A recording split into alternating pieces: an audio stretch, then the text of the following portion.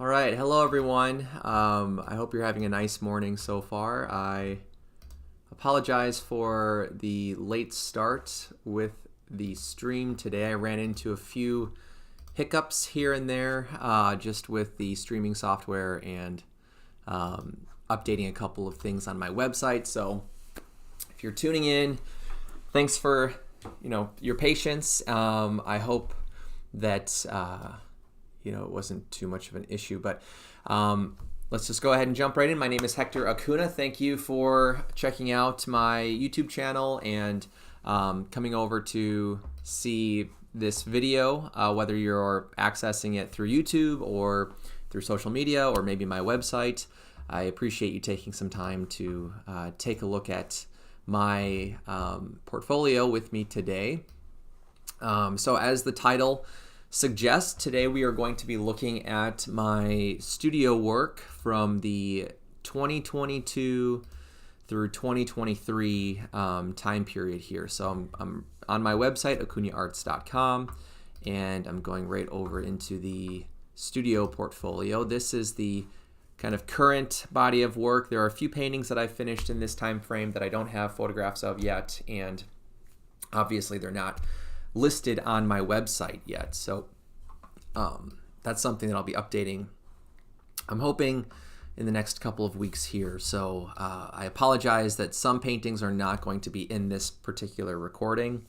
But I think a lot of the ideas that I'm working on in these paintings will definitely be similar to any new paintings that I'll add to the portfolio at some point. So before I get into the portfolio, I did want to share something that I recently added to my website.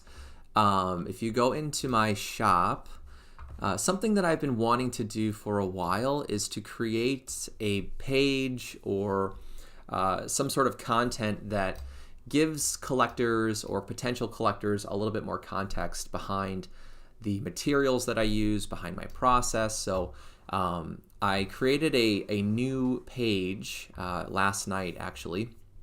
So it needs to, there's a couple things I'm going to add to it still, but the bulk of the page is finished. And if you click on this materials and frequently asked questions page, it'll bring you to this information. So basically what this is a designated space on my website where I pull back the curtain a little bit more on my materials and some of the different steps to creating my paintings and to creating my artwork. Most of the information is sort of painting based, since that's my primary medium and that's what I'm making the majority of my work with nowadays. So just a quick rundown here. This section at the top basically talks about the substrates that I use, how I create some of my handmade panels and canvases.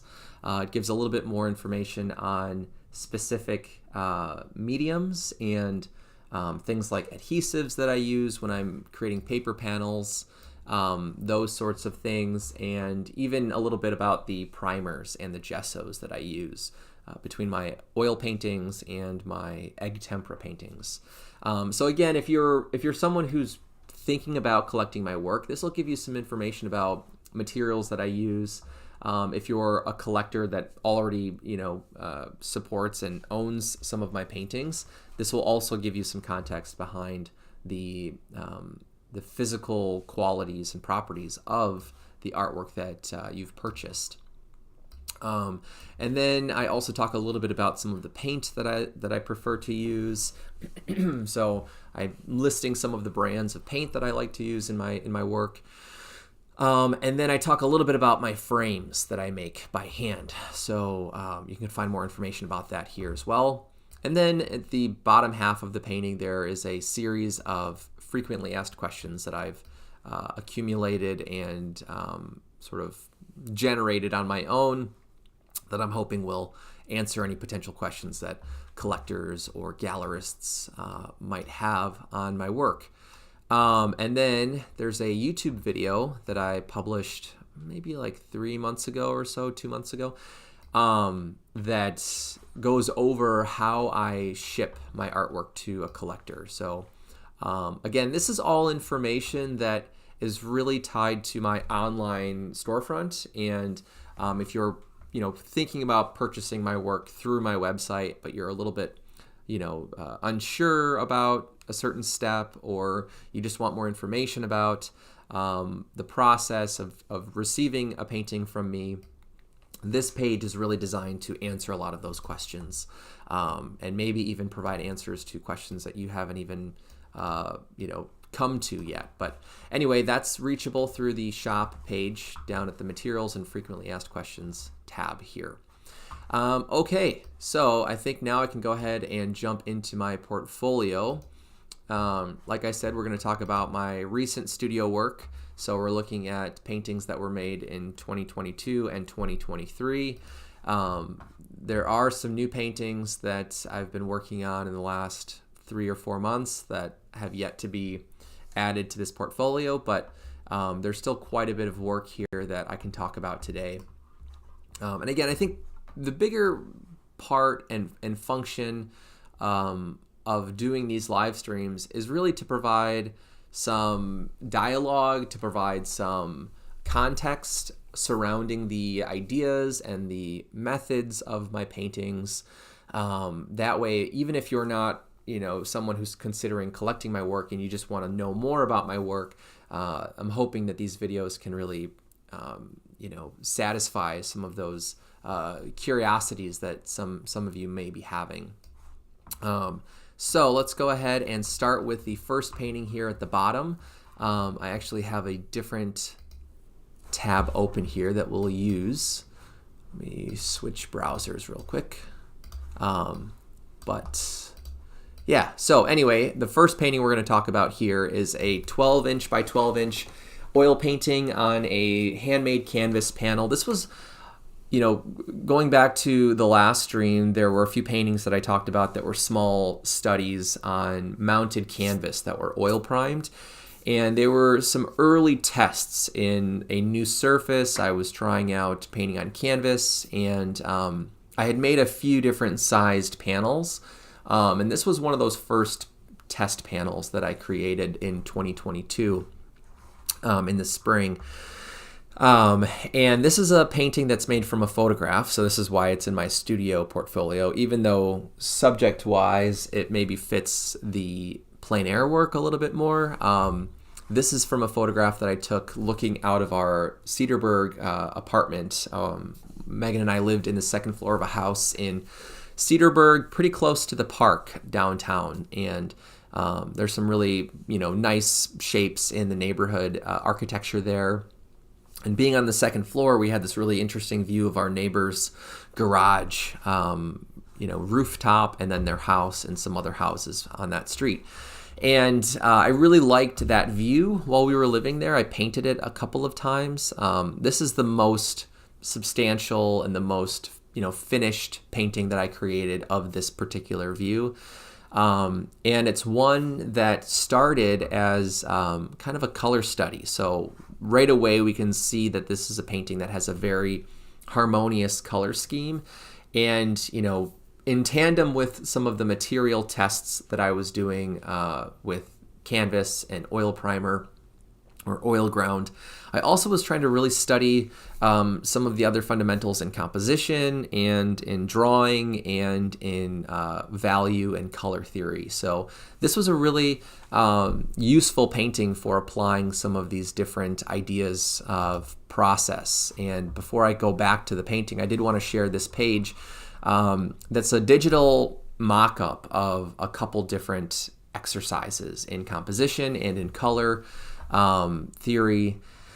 And part of what we're looking at is from a page in my sketchbook, one of my sketchbooks, and other images that are here are superimposed onto that sketchbook page. And this has become a very sorry, I have something in my eye right now. This graphic has become kind of a tool for promoting my workshops. So I've been sharing this image file online and on social media to share, different methods and processes that maybe you would encounter if you took a workshop with me. And what I like about this image file is that it shows you a lot of very critical steps in my process of making this painting. So as I mentioned, this painting up in the right is from a photograph that I took, and once I had a photo that I had really enjoyed the structure of, I liked the value range, the contrasts. From there, I could go in and build a composition that was kind of once removed from the photograph. And this is something that I've done a handful of times. It's not a regular process for me when I work from photographs, but anytime I add in these extra preliminary stages to a painting, I feel like the painting is a lot more harmonious, it's a lot more intentional, it feels a lot more successful visually for me. And that's what happened in this process that we're looking at right now. So basically I started with this drawing here down in the lower left.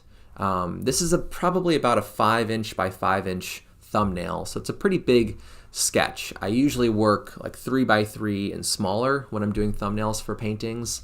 And what I enjoyed about making a larger thumbnail here is that it gave me more space to go in and add smaller details of information and really try to understand the construction of this image in terms of value and in terms of shape. So in this sketch, we can see there in the foreground, there is this extra strip of information, which is the sort of overhang gutter / wall of the nearby garage side of our neighbor's house. So again, this image is taken from the second floor looking down kind of at their backyard, and it was taken in the winter. So all of the rooftops had like 5 or 6 inches of snow blanketing all of those different planes, and that's really what drew me to this moment in photographing the moment, was that I really liked that contrast of big geometric shapes of solid white areas of snow in contrast to all of the architecture and all of the foliage in the trees. But originally I was considering incorporating that little sliver of the windows and part of the garage down at the foreground. And the second step or stage that I took was to trace over my drawing.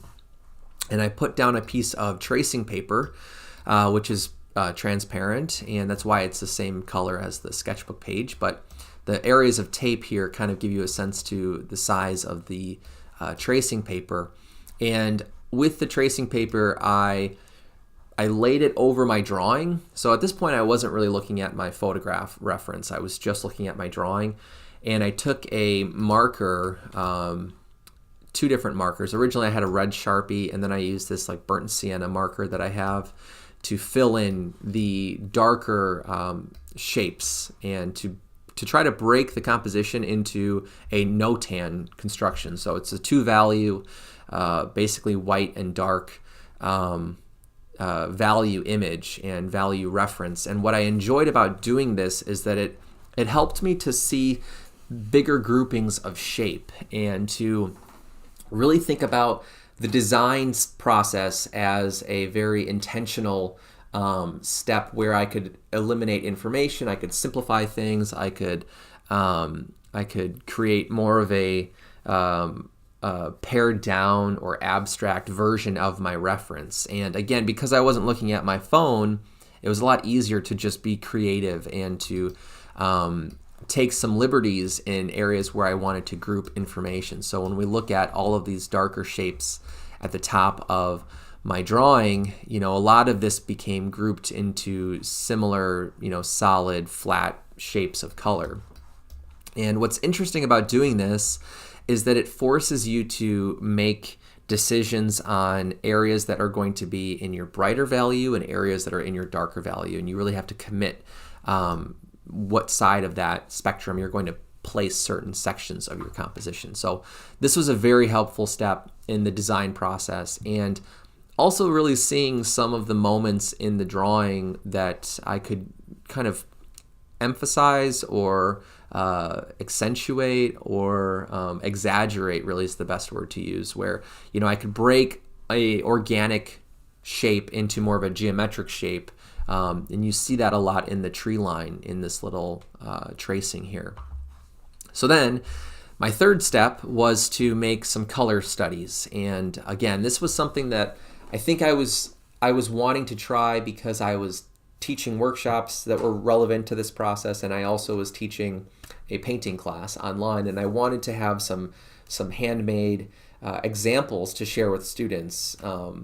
And on the other hand, I also just wanted to do this for the sake of the painting. I really wanted to sort of push myself and incorporate some of these different stages and steps into my process. So once I had this image as a new reference, I used this as kind of the building blocks for some color studies. And initially I was like, okay, I want to do 3 or 4 different color schemes, and this little like 3x3 inch oil painting on paper will become my color reference for the beginning of a larger painting. And so I started with a monochromatic color scheme with orange as the hue. So I had, I basically made a 2-value no tan version of my marker drawing. And that was really enjoyable just to see this really simple version of the composition. And then I made a primary color palette reference, and I was even making notes from areas or zones that could be my warm zone down to my cool zone.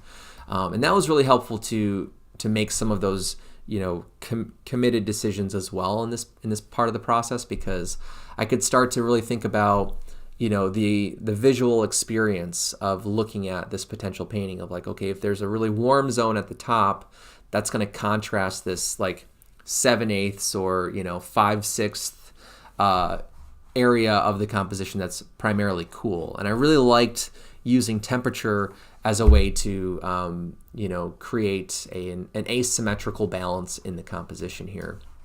And then during this process too, something I forgot to mention is that in the marker study, you'll notice that I took out this information at the foreground, partially because when I was looking at it as the tracing, I was considering bringing this in as a solid shape at the bottom.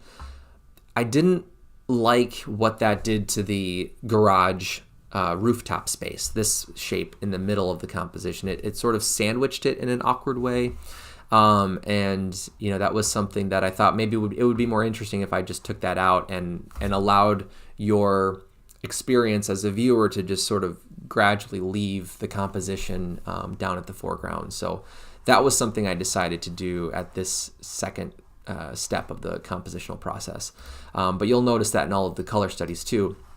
And then the last color scheme that I tried out was, originally it was going to be kind of a complementary color scheme, so that would have been more of an orange and blue version, but this has kind of a greenish blue to pinkish red color contrast. And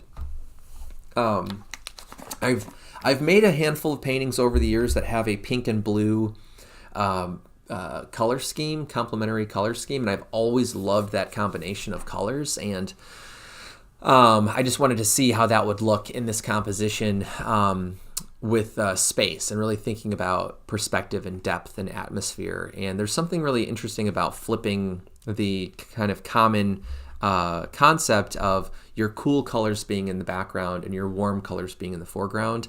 I wanted to sort of flip that and see what could happen. So I ended up going with this third idea down at the bottom, which you can kind of tell is similar to this larger painting here. And then this handmade or hand-mixed value scale with oil paint on paper here is more just a visual aid for the workshop promotion. When I'm sharing this file with people for workshops, it's just another kind of reminder that, hey, if you take a workshop with me, we're going to talk about color schemes and color theory, and we're going to talk about value and the importance of value in your paintings. So I brought that in. Also as a way to show, the reference of value in the painting. Like some of these dark values within the context of the painting, they seem very dark, but when you look at those darks compared to a pure black and a value scale, they're really not that dark. They probably hit more this like third to last value here in the value scale. All right, let's really quickly go back to the actual painting so we can see some details. So what was really helpful about that whole preliminary design process, color theory process, was that it made it easier for me to focus on things like paint handling, edge quality, texture, and really just playing with the paint a lot more in this process. So a lot of times when you're painting a reference and you've done zero prep work, not that that's good or bad, but if you go into a painting with no plan or no preparation, you're having to juggle, how you're going to compose the painting. You have to juggle the drawing or the underlying structure of the painting. You have to think about contrasts and all of the different contrasts. That includes value, that includes color and the different properties of color, that includes proportion of shape and edge and all that kind of stuff too. And juggling all of those different variables sometimes can be overwhelming, or our focus then is very broad as opposed to being very direct. And for me anyway, what tends to happen is I end up picking one or two of those categories, and that really forms the trail that I'm kind of exploring in the process. And then as I'm moving my way through the painting, I kind of start to veer off on different channels and take, different directions. And with this particular painting, what was helpful is that I already had figured out my composition. I already had planned out the proportions of my shapes. I had figured out the color scheme, at least the basic color scheme of where the warm area was, where the cool area was. I knew what hues I wanted to stay within. And then I also had a value sort of reference figured out in my drawing. And I didn't have to look at the photo reference, hardly at all when I made this painting. And that was very liberating. It gave me this opportunity to be more creative, to make more improvisational decisions and intuitive decisions. And it allowed me to really think more about the painting as its own object, right? It wasn't like I had to make something that was going to mimic and represent the photo or represent the view from life. I could just focus on what was happening in the painting, some of the relationships of the shapes, the values, the colors, and really think about the presence of viscosity in the painting. Where was the paint really thin and transparent? Where was it opaque and almost like dimensional and physical? So one of the moments I really enjoyed in making this was building up a bit more impasto along this top edge of the roof of my neighbor's garage. And then also figuring out a way to suggest things like trees, tree trunks and tree branches, and allowing the painting to have a little bit more of a looseness to it. And the last thing that happened in the process was that I wanted something that was different from the rest of the painting. I wanted a moment that was going to add this like third quality or this third moment and layer. So when I finished most of the painting, everything was still in a pink, kind of salmon pink and blue range. And then there was this beautiful, expansive variety in muted colors that I created by mixing those two, initial hues of pink and blue. But I was like, I kind of want this extra little moment of difference in the painting. So that was when I decided to go in with an orange in one of the windows. And that also made it easy to figure out, okay, there's this moment of emphasis, there's this moment of difference that is really going to draw the eye. And it's fun to be able to be aware of why that moment is happening the way that it is. And to go, oh, that's because orange is more of a complement to blue. There's more of a contrast in hue. Because as you'll notice, the temperature of this blue is very cool and cold compared to that initial color study that I had, which was a bit more of a greenish blue. So orange and this particular blue have a much greater, simultaneous contrast and sort of visual, visual buzz or visual effect there. But anyway, so this was on mounted canvas to a plywood panel. I believe it was like 11 by 11 inches, maybe somewhere in there. And the painting is titled Snow Tops, and it's in a private collection. This was purchased by my collectors in Milwaukee, two of my collectors, Jeff and Brian. And they have, I think, like 10, maybe more of my paintings now, which is really cool. But anyway, again, you can kind of see that temperature difference from my color study to the actual painting. This blue is a lot more like the blue that I had in my primary color study, which again, it's nice to have a couple different examples of hue, of temperature, to look at when you're working on your quote unquote finished work of art. Because even though this was my inspiration for the color scheme, I kind of was like, I think this blue would be a lot more exciting, in the actual painting. So that was really helpful, just to like look over and have this little 3x3 inch reminder of like, hey, there's other blues, that you could pick, which was really helpful. But anyway, I look at this image and it's very satisfying, because it really represents this full process of design, of color theory, of value, of composition, and it gives this very immediate example of ways to break down your process and to embed moments of intention to your paintings and why you're making certain decisions. And granted, most of my work is not made in that sort of fashion. A lot of times it's more intuitive. I'm kind of just working in the moment, making decisions, but there's something to be said about both modes of working. And I think it's good for all artists to try out each of these different modes, because you might realize like, hey, actually doing drawings off of photos is a really useful step for me. That's something I really want to do more of. Or you might go, oh man, color studies that would really help my frustrations that I've been having in figuring out the right colors that I want to use. And working at a small scale like that is a really useful way to have examples and results that will give you a lot of information without having to invest a lot of time and material.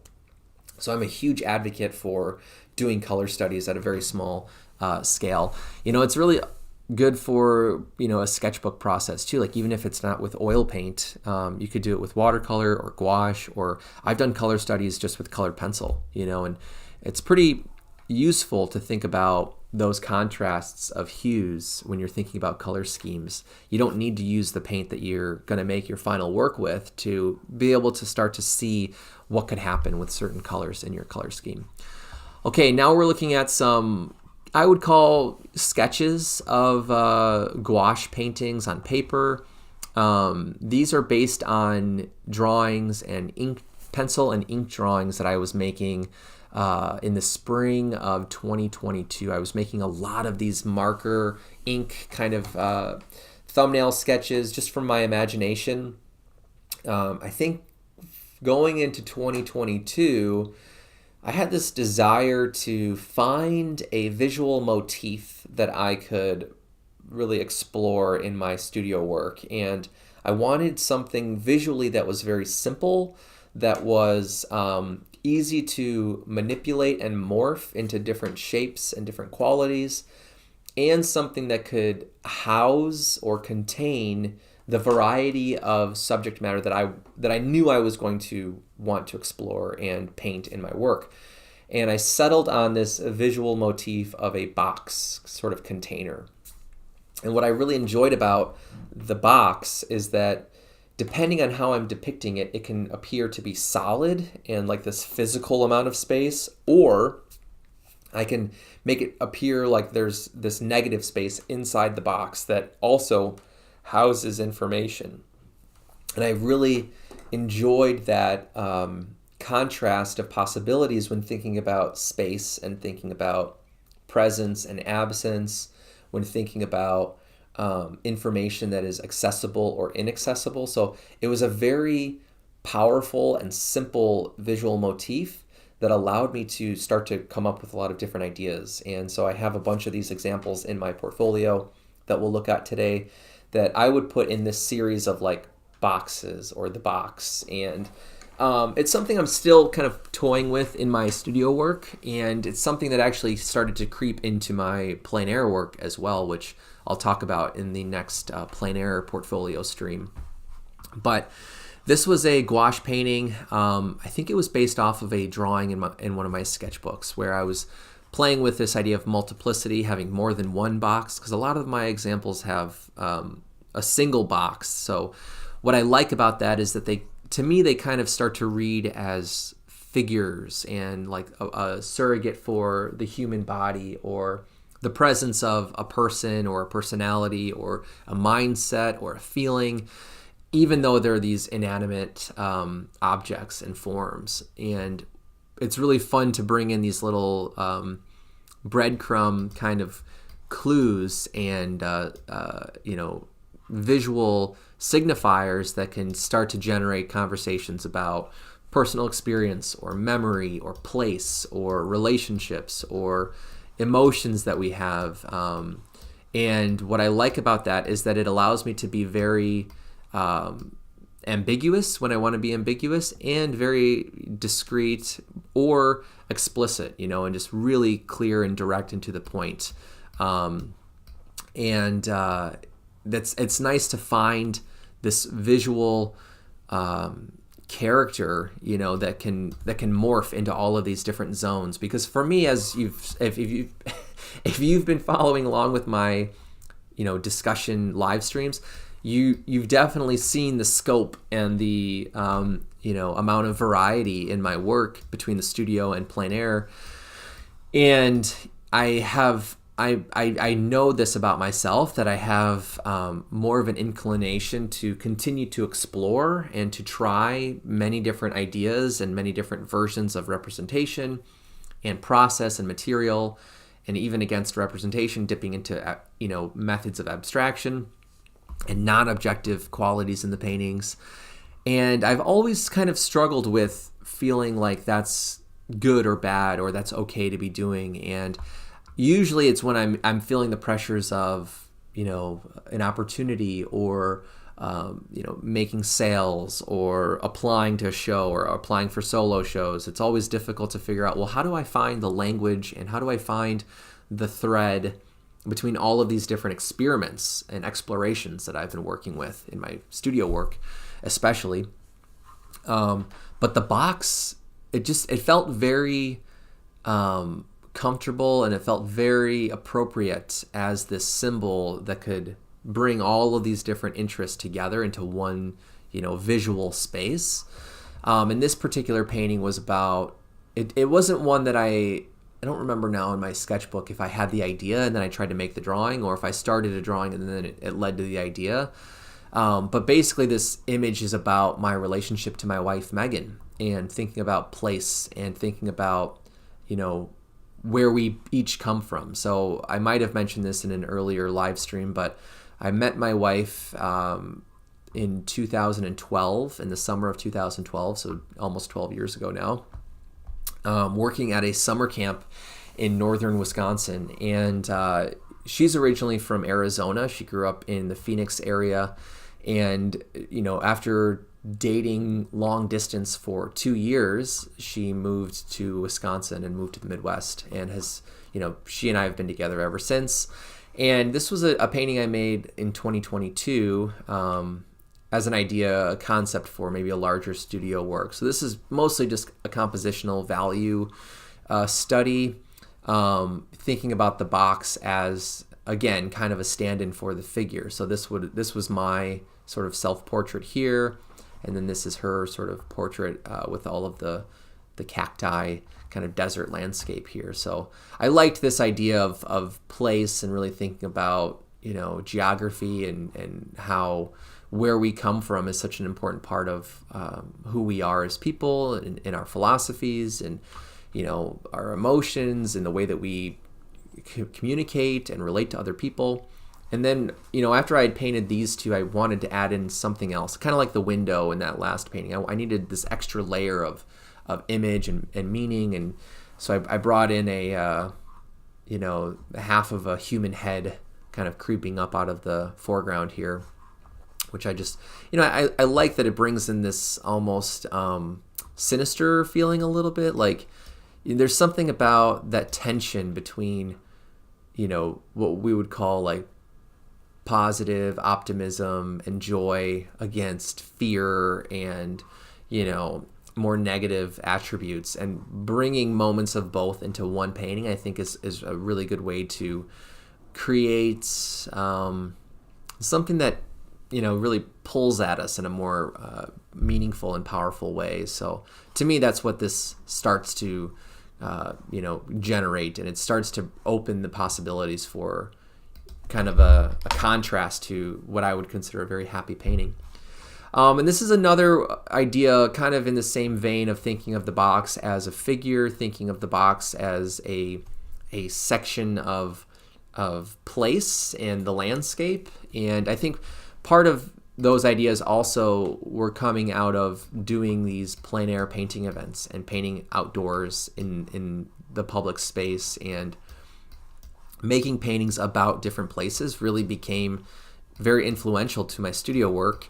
And as I mentioned a second ago, my studio work then started to inform my plein air work. And I'm really grateful and happy that I have a way to bring ideas and methods and questions in the process across both of those different zones. And at some point, I think I'll maybe marry both of those sides to my practice in a more direct way, in a more consistent, cohesive way. But for right now, there's moments where they kind of cross paths and they kind of go back to their own zones. And I don't know, maybe that's how it's always going to be. I don't know, who knows? But this again is a painting about the body. So I did a bunch of these paintings of like chest and belly button zones of the body, which I talked about in an earlier stream. A lot of them were gouache paintings, and these two achromatic paintings are both with gouache on paper as well.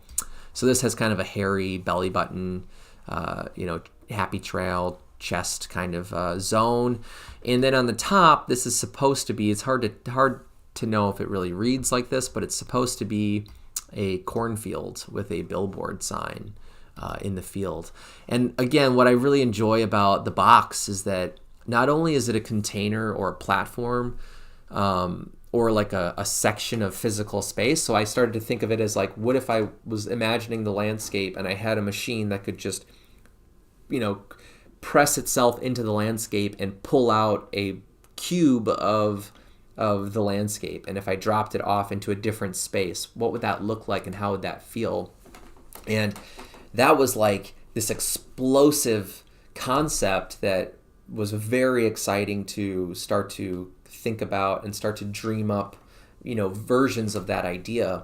And so this was one of those earlier ideas of thinking about place and thinking about the top plane of the box as what we would be able to see in the landscape. So then it also opened up this door for, if I drew a 1 mile square in a city and I pulled out that section of the earth, what would I see underneath the surface? What could that space represent? And that became really exciting too. So because a cube has all of these different sides, 6 different sides, I could start to imagine like juxtapositions, right? And I just talked about a lot of my interests are very varied and they're very disparate at times. The box or the cube became a way to combine, disconnected visual motifs or disconnected signifiers that could be juxtaposed and brought to one single space and one single idea. And then it became about relationships of those differing ideas and motifs and concepts. And I could explore the landscape, I could explore the human body, I could explore objects, I could explore textures, and think about phenotypes and like characteristics of the human body and what they could potentially mean. So it was very exciting. And this also was a concept for a potential studio painting, a large painting. And what was interesting is that when I was making these gouache sketches, I also had constructed matching stretched canvases that I still have. Some of them, some of them were painted with other ideas, but like this, I think this is a 3-inch by 9-inch sketch, if I'm not mistaken. And I have I'm trying to remember the dimensions of the canvas. Sorry, I'm yawning for a second here and stretching, but let me remember the Let me try to remember the dimensions of my canvas downstairs. I want to say it's like a 24 inch by whatever the 6 foot, like, 72 inch. I think it's a 6 foot long canvas, and I still have it. It hasn't been painted. I actually just I just added another layer of gesso on it because I'd like to do something on it here pretty soon, and I don't know, maybe I'll try this idea on that canvas. We'll see. But what I liked about this particular composition was thinking about space, inventing architecture, inventing depth, and all of those ideas too, as these non-objective organic shapes just created planes and shifts in the space where this subject is residing or occupying space. And then this was a painting I made specifically for a juried show at the James May Gallery, which at the time was a remote sort of virtual gallery ran by the artist Kendra Bulgarin. And actually, about a year ago, she opened a physical location. It's the second location that the gallery has had in the 10 or 11 years that she's had the gallery. Originally, I think they were up in over kind of by Two Rivers, Wisconsin. Forgetting the name of the town that she used to be in. But anyway, they ended up closing the physical space there, and now she has a gallery in Milwaukee, Wisconsin, which is really cool. But when I made this painting, it was when she still was kind of a virtual online gallery. And she does this annual juried show on the theme of water. So I wanted to take some of what I was doing in my own studio work and in my sketchbooks and, use this umbrella visual theme of water and just see what I could come up with. And this is the idea that I ended up going with. And so this is a gouache painting. I want to say, sorry, I'm like hiccuping, and my coffee is definitely working its way around right now. I know that's too much information, but anyway, this painting, part of the conceptual, decisions of the image and the show and the material was that I wanted to use a water-based or water-soluble medium, and so gouache really made sense. I liked the fact that it was achromatic. I was doing these other, black and white value compositional sketches, and I took this visual idea of water spewing out of a brick wall, either out of it or into it. It's kind of up to the viewer to decide the direction of the water, and I like the play on possibility and the play on probability that this could actually really happen, right? And there's something interesting about representation when you paint something that is physically impossible, but as a viewer you have you're forced to consider this as a possibility, and there's something really powerful about that idea within representation and this idea of belief and believability. And what I like about this particular sketch is that the angle of the brick wall cuts off this other side, and it's we have no understanding of the mechanics of what is happening here. So there's this presence of ambiguity and mystery, and just not being given access to the process of how this moment is working. That became kind of the basis for the idea when I was doing my little pencil drawing that I based the painting off of. So this was accepted into the exhibition, and it was shown online on Artsy with her gallery. And I think I still have this painting too, so it's available. And the dimensions are probably around like a 7 by 10, if I had to guess. There are very unusual dimensions. I don't think I picked a common size. So if I frame this at any point, I'm going to have to probably do some sort of custom framing.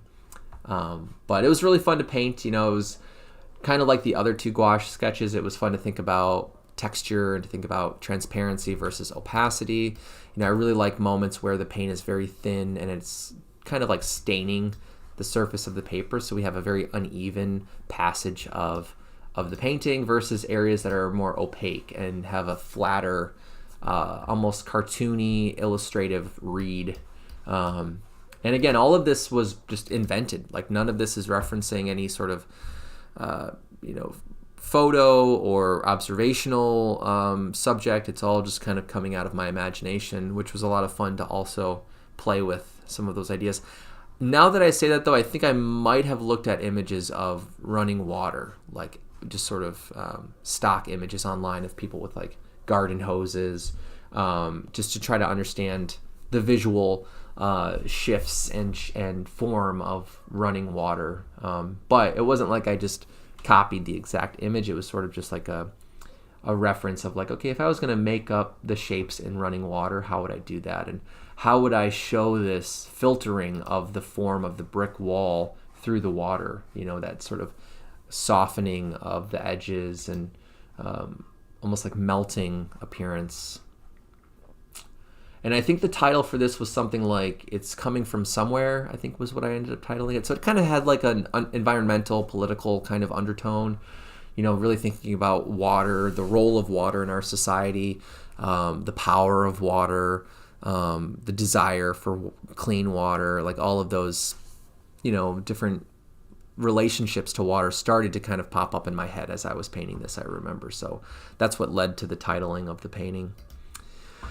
Okay, now this is a larger in relationship to those gouache paintings that I just showed you. This is an oil painting on stretched canvas based off of a ink sketchbook kind of drawing from imagination. So this is taking the box cube subject and starting to play with different signifiers, different objects, different props, if you will, to create moments of character and to create moments of narrative and personal memory to kind of play out.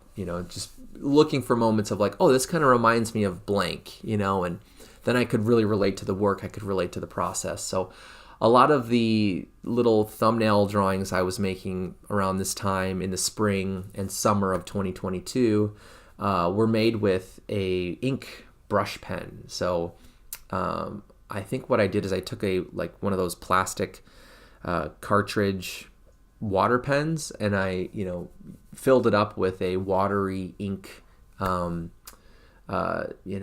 consistency ink basically, and that became my drawing tool. And what I really liked about doing that is it gave me this very graphic and iconic way of drawing where I could focus on big shapes. I could focus on big decisions with composition. It wasn't with pencil, so I had to kind of commit with using ink in these sketches. And I'll make sure to show these sketches in a future live stream so you can see what I'm talking about. But this was based on one of those ink drawings. So what was also really enjoyable about using ink as my sketching material is that when it was time to make a painting, there was still a lot to decide on and a lot to uncover and discover in the painting process, because I wasn't working with colored pencil. I wasn't working with pencil where I could really think about tonal range. Everything was just black and white in those drawings. So when it came time to make a painting, it was like, okay, how do I want to handle this value shift? Or how do I want to handle this edge? Or how do I want to think about the color relationships in this part of the painting? So this was a painting that obviously, was kind of this playful, arbitrary, very surrealistic format of finding objects that, have a particular role in our experiences, but aren't very, charged with like a political or social or personal association, at least on the surface, right? And then for me, when I look at these paintings, I'm like, oh, well, this reminds me of blank memory. But for the most part, they were very open-ended and they felt very improvisational.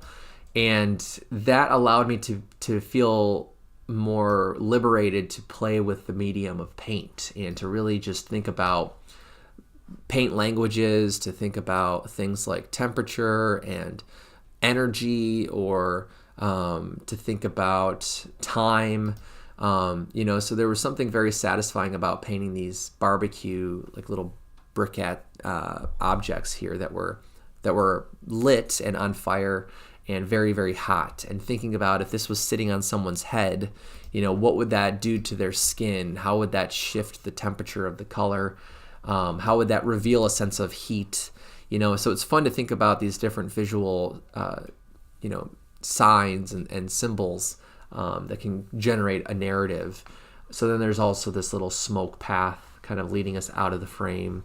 And this is a painting that I still have as well. I don't remember the dimensions or the title. This might actually be kind of by like 18 by 24 inches. I think it's in that range. So it's a fairly modest size painting, oil paint on canvas.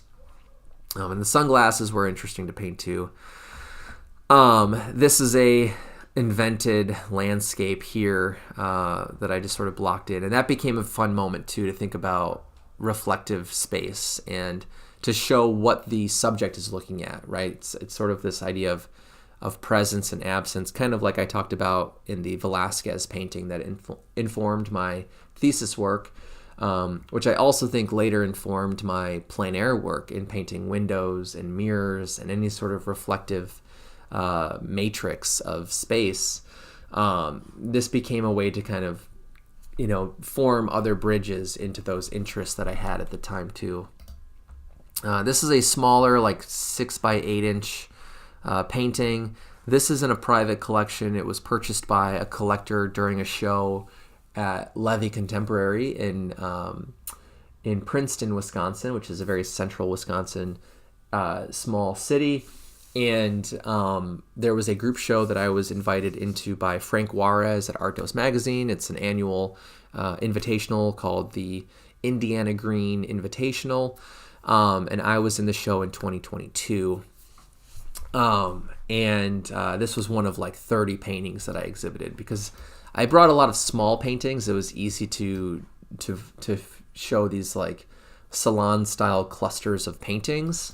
And it was really exciting because a lot of those smaller paintings found homes during the show. I say a lot, but really it was like 4 or 5, which to me is a lot.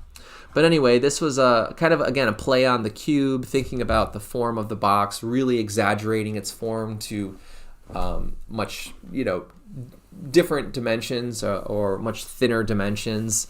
And then also playing with its physical presence in the space. So I started to, anytime you have an idea and you're really just pushing the variety and different results, you kind of start to get tired of doing the same thing over and over. And I was hitting a point in my ink drawings where I just wanted to see the box in a new way, and I wanted to start to see what else was possible in the realm of its physical properties. So I started to really thin it out. I started to make it seem like it was leaning in weird ways, or it was sort of warping and bending and curving, kind of like in this painting.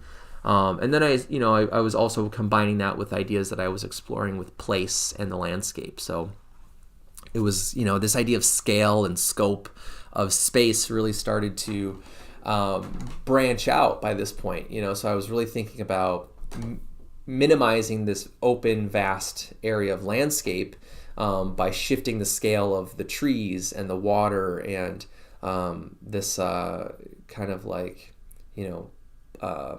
pastoral scene. So this was a lot of fun to paint. And what I enjoyed about this process was that because it was so small, it was really easy and convenient and comfortable to create the image through glazes in a very indirect way of painting. So I blocked everything in once, and then once I started to figure out the proportions of the image and some of the details in the second or the third pass, I don't remember how many stages this painting went through, but not many. But one of the later stages I was able to then focus on, like using more of an impasto language of paint, really thinking about sharpness versus softness of edges. And it was very satisfying to work in a geometric kind of composition too. This was another painting, same size, like 6 by 8 inches, made around the same time. And this one actually incorporated some plein air painting. So it's in my studio portfolio, but it has a little moment of plein air in this landscape scene here. So this was also based on a ink, compositional sketch in my sketchbook.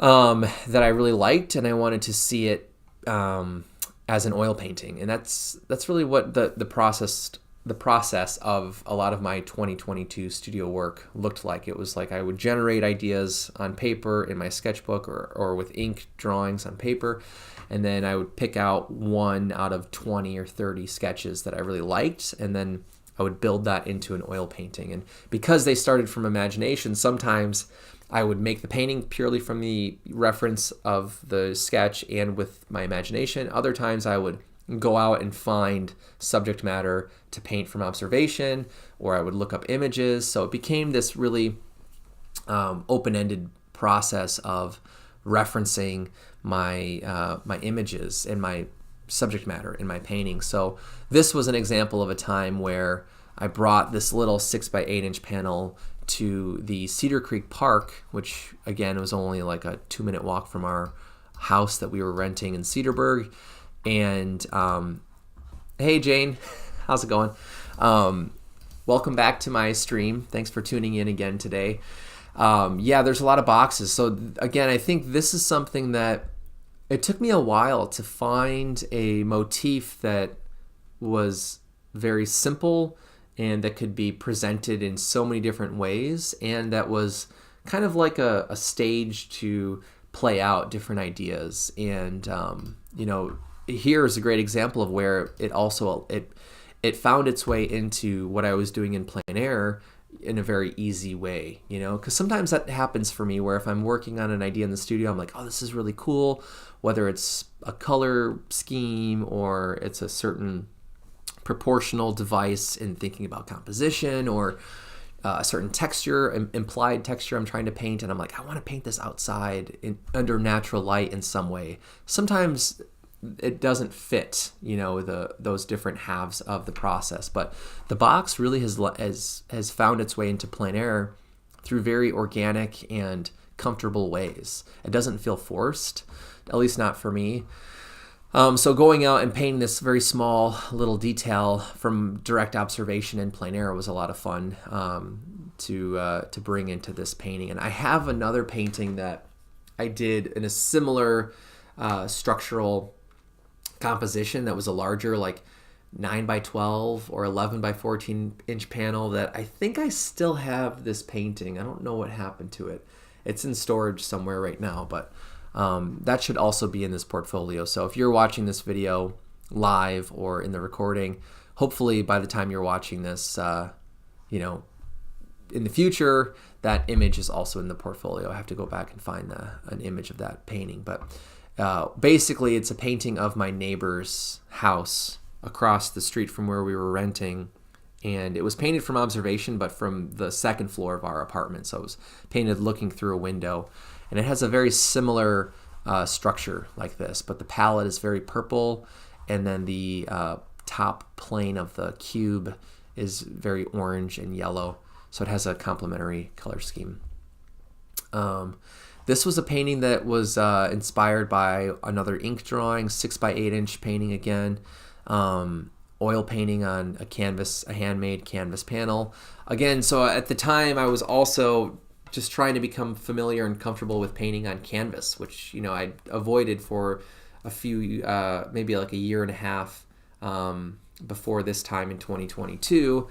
And so I was trying some studio work on the canvas panels along with the plein air sketches that I was making at the time. And this is like the late spring, early summer of 2022. And during this time, I also was teaching my first ever university level painting class. It was a online painting class for the University of Minnesota Morris. And anytime we teach something, it forces us to relook at the way that we're approaching that medium or that process in our own personal work. So teaching a painting class was an amazing and beneficial experience for me. I hope my students would say the same thing.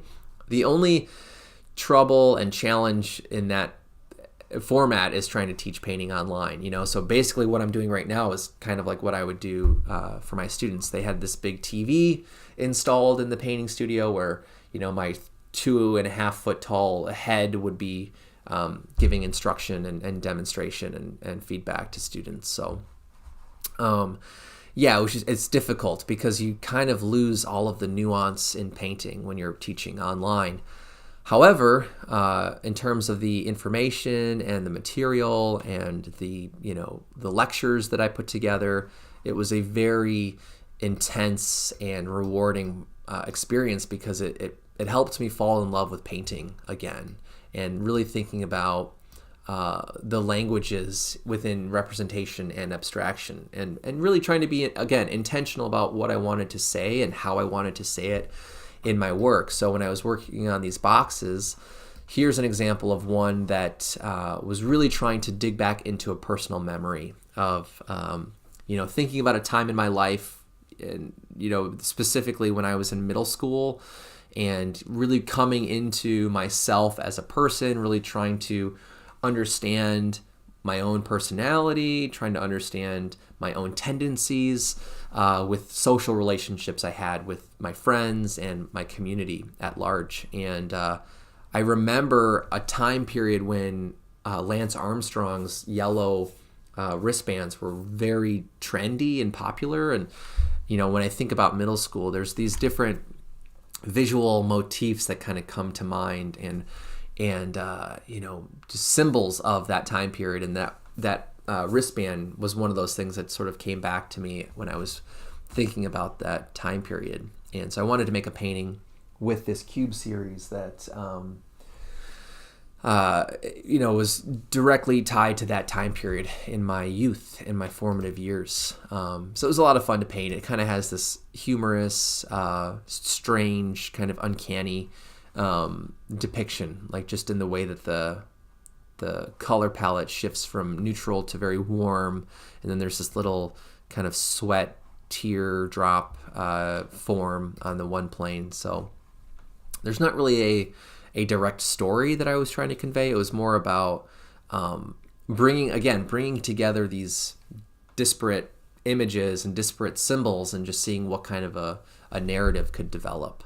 So again, I think that's where it has this surrealism kind of quality, is that it's a lot of these are kind of open-ended juxtapositions and almost like experiments, visual experiments, which again, for me at the time, it's very enjoyable and fulfilling to make paintings that were almost like impossible to design ahead of time.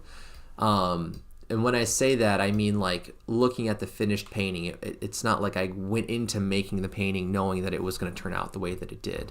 And anytime we can work in that sort of open-ended process of discovery, of exploration, experimentation, I think is really fulfilling, and you get more out of the process that way. And I'm fortunate that I learned the benefits of thinking that way, of painting that way, from professors I had as an undergrad student, and being exposed to like that model of painting of like, hey, you don't have to be in control from the very beginning of your process. Like, you can be in control while you're painting, but you can leave certain aspects of your mental exploration very open, and it can become this very exciting and surprising process if you think this way as an artist. And I've definitely shifted into that gear periodically throughout the years since getting my BFA, and it's been very helpful in keeping my overall my overall psyche as an artist in a healthy state. Because I noticed this about myself, that I like to bounce between modes of thinking. Like in these paintings, it's nice to be able to be working on something where you're like, I don't know where it's going to end up, and I don't know what the result is going to be. I don't know how I'm going to feel about it, but I'm having a fun time, and I'm really being challenged by the process, and it's forcing me to make decisions that I didn't know I was going to have to make, and you end up with paintings where you're like, that's an interesting result, it makes me think about X, Y, and Z. And this was a painting that, again, in this series, in the same visual space of the cubes, combining it with moments of direct observation. So this was one of my plastic or nylon, or I don't know exactly what these are made out of, these like medical gloves. I buy these in boxes through Amazon now, but when I'm painting, because I work with a lot of cadmiums and cobalts and chromiums and just, harmful toxic metals in the pigments, and you really want to be careful about absorbing those pigments into your skin. And so I wear gloves pretty frequently. It's also good to keep solvent and some of the other alkyd mediums off of your skin. If you're eating or you're touching your face, you don't want to be pushing that stuff around other cavities in your body. And so anyway, I wear those gloves pretty frequently, and I had a couple of them laying around in my studio in Cedarburg at the time, and I was like, oh, that'd be kind of fun if I inflated one and just tried to paint it. So I did. I blew it up and I tied off the end of it and set it on, I think, a piece of paper or a board to give me that flat plane. Because what I really want when I'm painting from observation, if it's a still life like this, is I want it to feel natural and believable. I really want the surrounding area of the object to relate in a very natural way. And painting it from observation allows me to pick up those subtle qualities of light and shadow, and even just what, the makeup of the contrasts in the glove. A lot of times if I'm painting from invention and my imagination, I tend to paint things in a very kind of harsh and direct level of contrast that doesn't often feel very, real or natural. And painting from observation is a really nice way to get around that and to also just feel more connected to the object, because I know that this was a real glove that I interacted with, that was in my personal space, and it holds a lot more personal significance because of that. And that's an 8x10 inch painting that I still have. A lot of these paintings I still have, and they're available. So depending on when you're watching this recording, if you're interested in any of these paintings, feel free to reach out, and I can let you know on the price and the current state of the painting, if it's framed or unframed, and provide any of those kinds of details. This is a 4" by 4" gouache painting. The next 7 or 8 paintings are all made with gouache on most likely River Point paper that was mounted to masonite panels that were sealed with GAC 100, and then the paper was adhered with a bookbinding archival glue, kind of like a PVA glue. But these are all invented little paintings, and I think most of these are made directly on the paper, they're not referencing a sketch or a digital mock-up or a photo. Everything is very direct in these little paintings, so there's not a whole lot I'm going to say about them, just because they're really meant to be kind of mysterious and strange and uncanny. My hope is that you can enter these little paintings and find a moment that you recognize or you're familiar with, that'll give you a starting point to making sense of what is happening in the painting. And that's something I've done a lot in my studio work over the years, is playing with that balance of readability and mystery, and abstracting the structure or the form of part of a subject opens up this range to let go of depiction and to let go of specificity, and I really have enjoyed, exploring that relationship between those two ends of that spectrum. This was kind of like a portal idea that I wanted to try out, thinking about space, merging interior and exterior space together. That was sort of the initial concept for this little, I think this is like a 2 by 4" painting or a 3 by 4" painting, somewhere in there. It's a very tiny little intimate painting. So these marks that we can see are super, super small, and they're painted with very fine brushes using gouache, and then they're all sealed with that varnish and Dorland's wax combination that I was talking about in my last live stream. And what I really like about this particular painting is the richness of variety in color and paint handling. So gouache is not really a medium that you can get a lot of impasto with, but depending on the amount of water that you're using in the paint, you can access these really rich dry brush techniques and moments, kind of like in this area here. And then you can also imply almost like a glazed oil painting glaze kind of effect in, again, the like softness of dry brush. So that was something I was doing a lot at the time in these little gouache paintings. Here's another one. This one is kind of different than the other ones because, you know, it's obviously we're not looking at a geometric cube. It's more of obviously a sphere, almost like planetary kind of subject here. And then there's this very obvious kind of, you know, cliche moment of the figure using a single eye to make it feel like the head of a person. And, you know, you can probably tell by my tone, it's not a painting that I'm super interested in now that I look at it, but at the time it was a lot of fun to paint. It was one that, in terms of process, taught me a lot in painting with gouache and thinking about almost like an impressionistic color relativity way of painting, you know, sort of building up passages of temperature or passages of hue using these like pointillist color, simultaneous contrast color moments here. It's a very like Claude Monet way of painting, George Seurat way of painting. And with gouache, it's a very fun way to paint because it dries really fast. So it's almost like you're drawing with the paint as opposed to, you know, pushing wet paint around. And as someone who loves to draw and paint, it's like the perfect medium between both.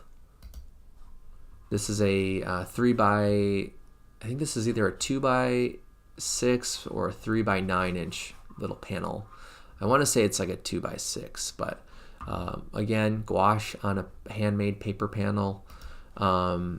This was one that was initially based on a small little sketch for this form. The landscape was invented directly on the panel, but this almost like architectural shape here was based on a small pencil drawing that I made in one of my sketchbooks, and then the hand was painted from observation. So I was sitting working on this little panel, looking at my hand as a reference, painting from observation, and that was a lot of fun to do.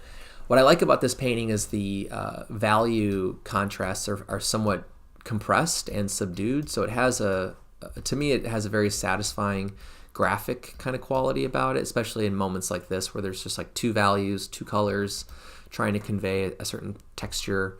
I also like the way the contrasts in chroma and value play out here in this portion of the architectural object.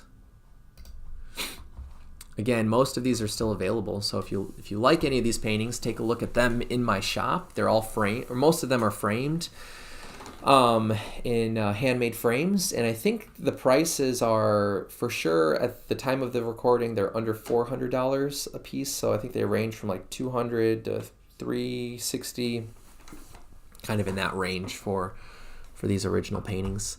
And this is one that I spent a lot of time on, as you can probably gather, just because of the amount of variety and mark, the way that the subject is portrayed. There's a lot of shifts in its structure and its format, and then the kind of color palette and value contrasts here also vary quite a bit. So this was a painting, again, I think I just started drawing with a pencil on the paper, and it's hard to tell, but the paper I was working on was toned.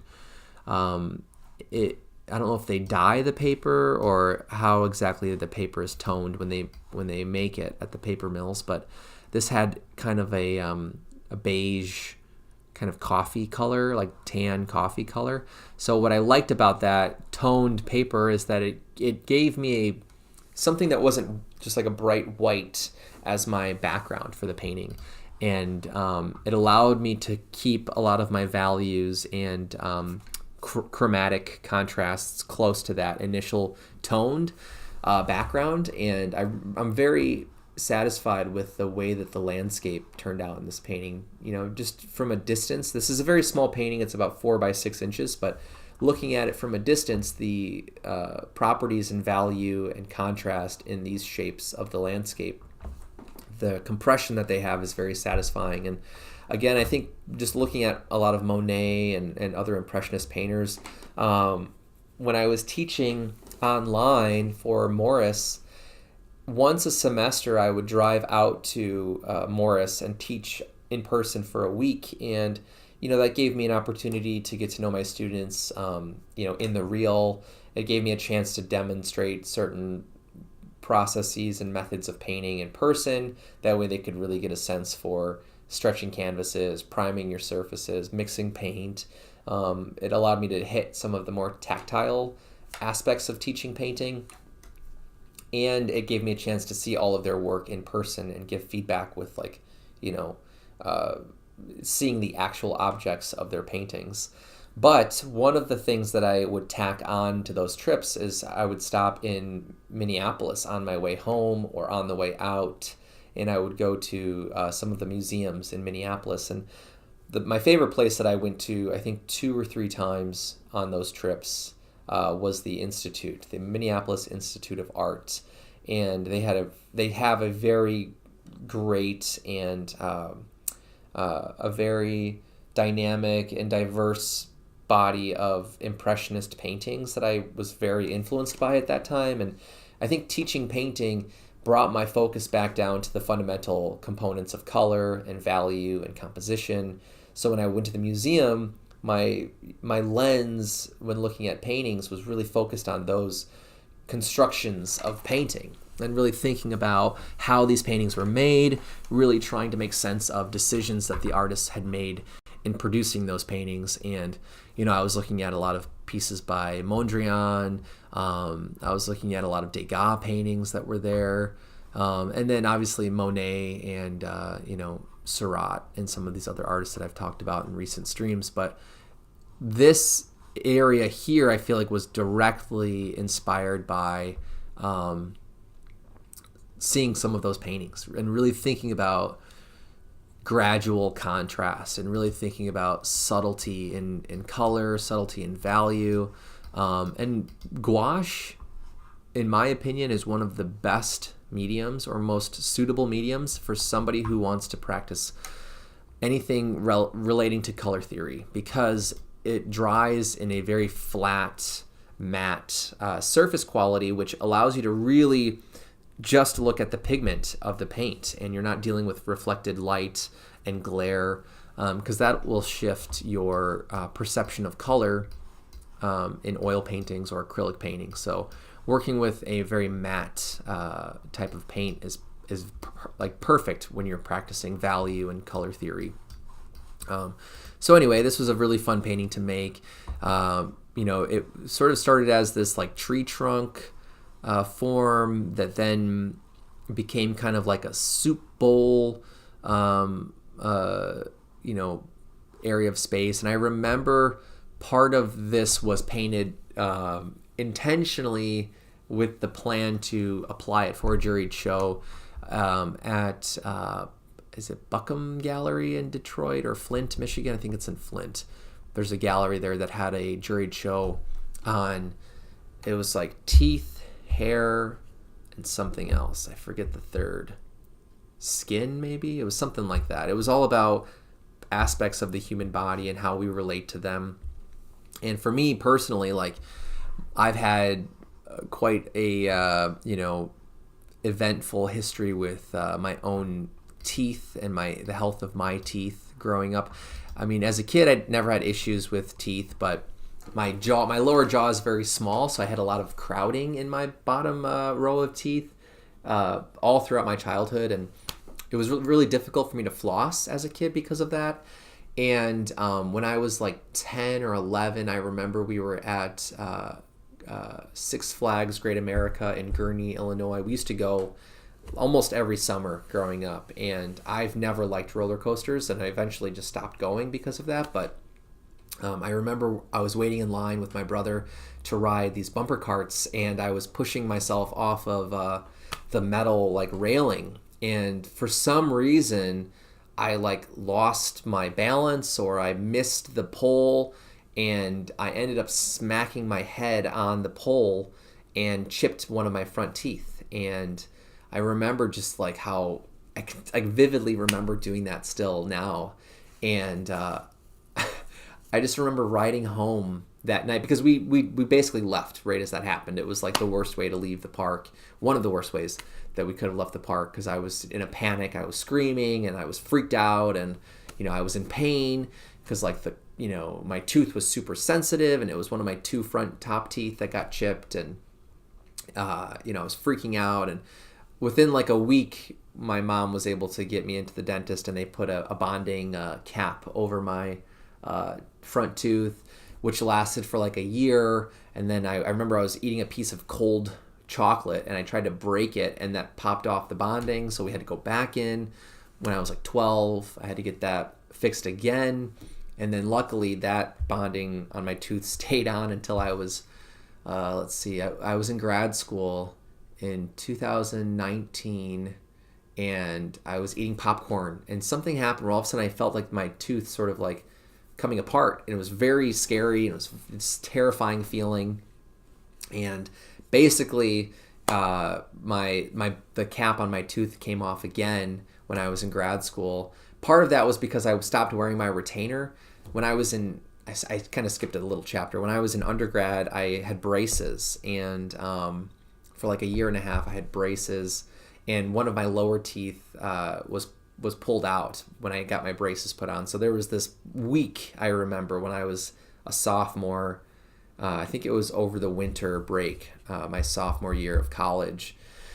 I went to an orthodontist, had my top braces put on, my lower posts put on, and then the next day I went to a dental surgeon, and they pulled out my bottom tooth. And it was like a 5-minute process. They didn't put me out, or they didn't put me under with any like anesthesia, and they just numbed my bottom jaw basically. And then I can still remember hearing this doctor, like his metal pliers like grinding against my bottom tooth, because I was just totally conscious, couldn't feel anything thankfully, but I could hear just the tool grinding on my tooth, and then I could feel that release of pressure as he yanked out the tooth.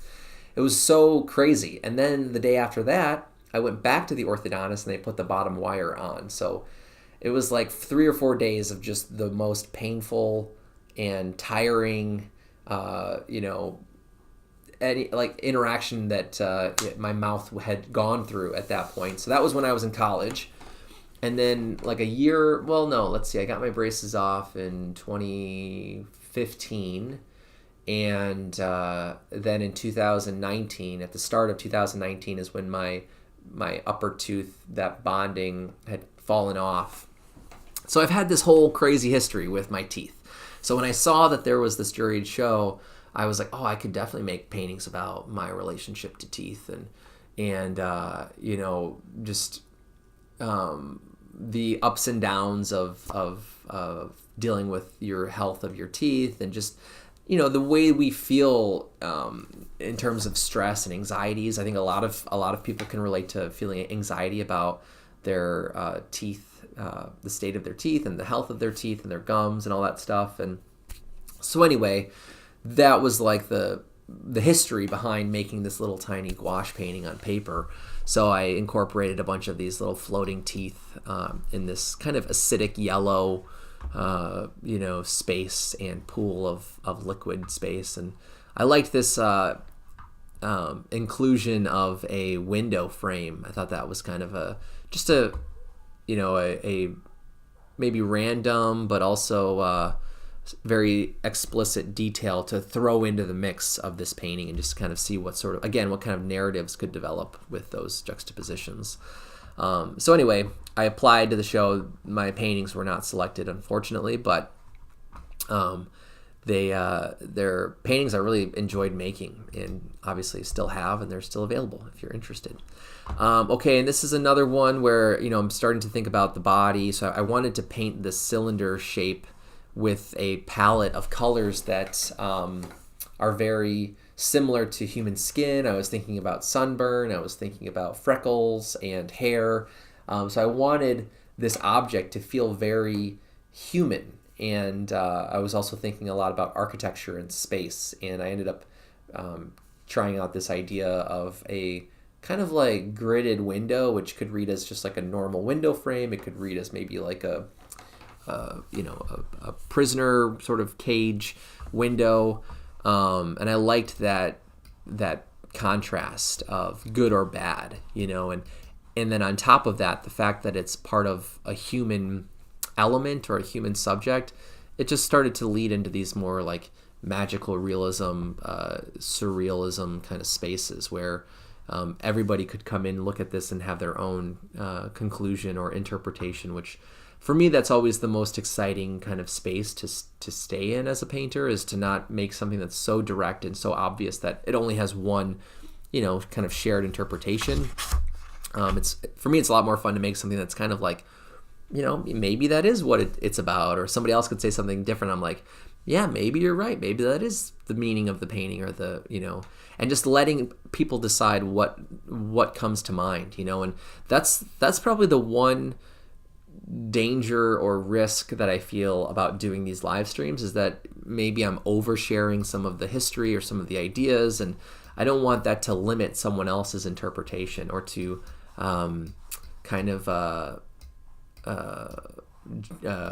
jeopardize somebody else's experience with my paintings. So anyway, that's sort of where I was thinking in terms of this painting. And I also like that when you look through the window, it's this landscape, this nocturne landscape with stars in the sky. So there's this kind of night and day contrast happening too. This also is like a 4x6 gouache painting on a paper panel that's been sealed and varnished.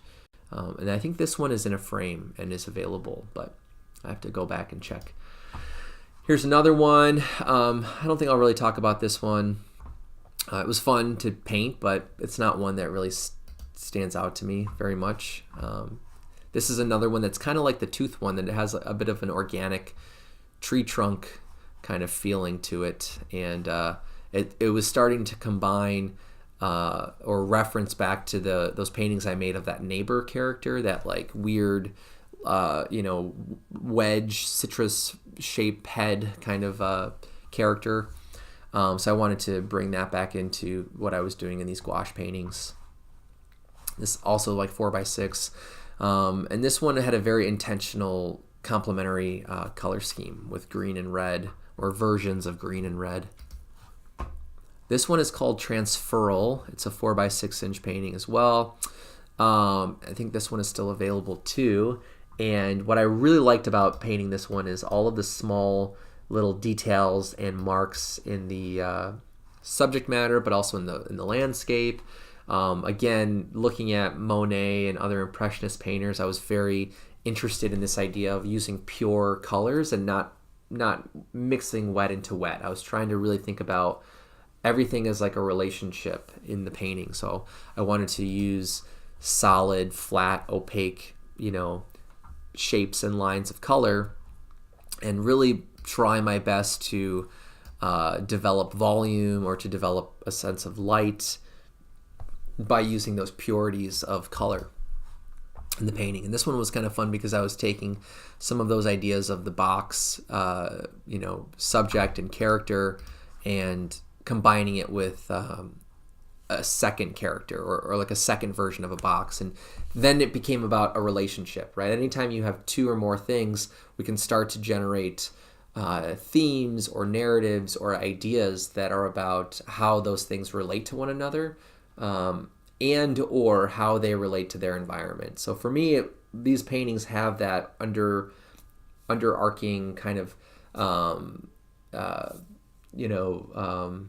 focus on relationships, and really thinking about how can I create a visual moment that really starts to force us to consider how these two things relate to one another. And I liked that in this painting, color and the attributes of color could become the thing that was most exciting, and thinking about the transformation of the red color palette getting brighter and hotter in temperature, and working from a cooler, almost like violet red, up into a very orange, like very saturated and chromatic red, or version of a red, in this moment of the painting. That became a really fun way to create emphasis in the painting too, or like this focal area.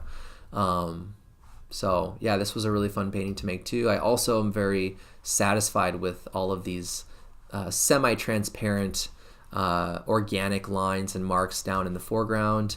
I like how that creates a landscape that feels very active and has a lot of movement, visual movement, just in the character of the lines. A lot of times I tend to paint things with small dots and very small marks, kind of like over in this area or in parts of the figure, I guess I could say. But branching out and creating more variety in mark that holds a lot more expression and characteristics of movement, just activate the painting in a different way that's very satisfying. This was one of my favorite ones that I made around that same time, where, again, I just started drawing the composition with a pencil, and then I started turning it into a painting is kind of how I would describe it, where it started very linearly as a drawing, and I could start to envision things like volume and light and how I would describe the form with this invented this invented light source. A lot of these, there's no natural reference that I can observe and represent. So a lot of the details and the physical characteristics are all invented from my imagination.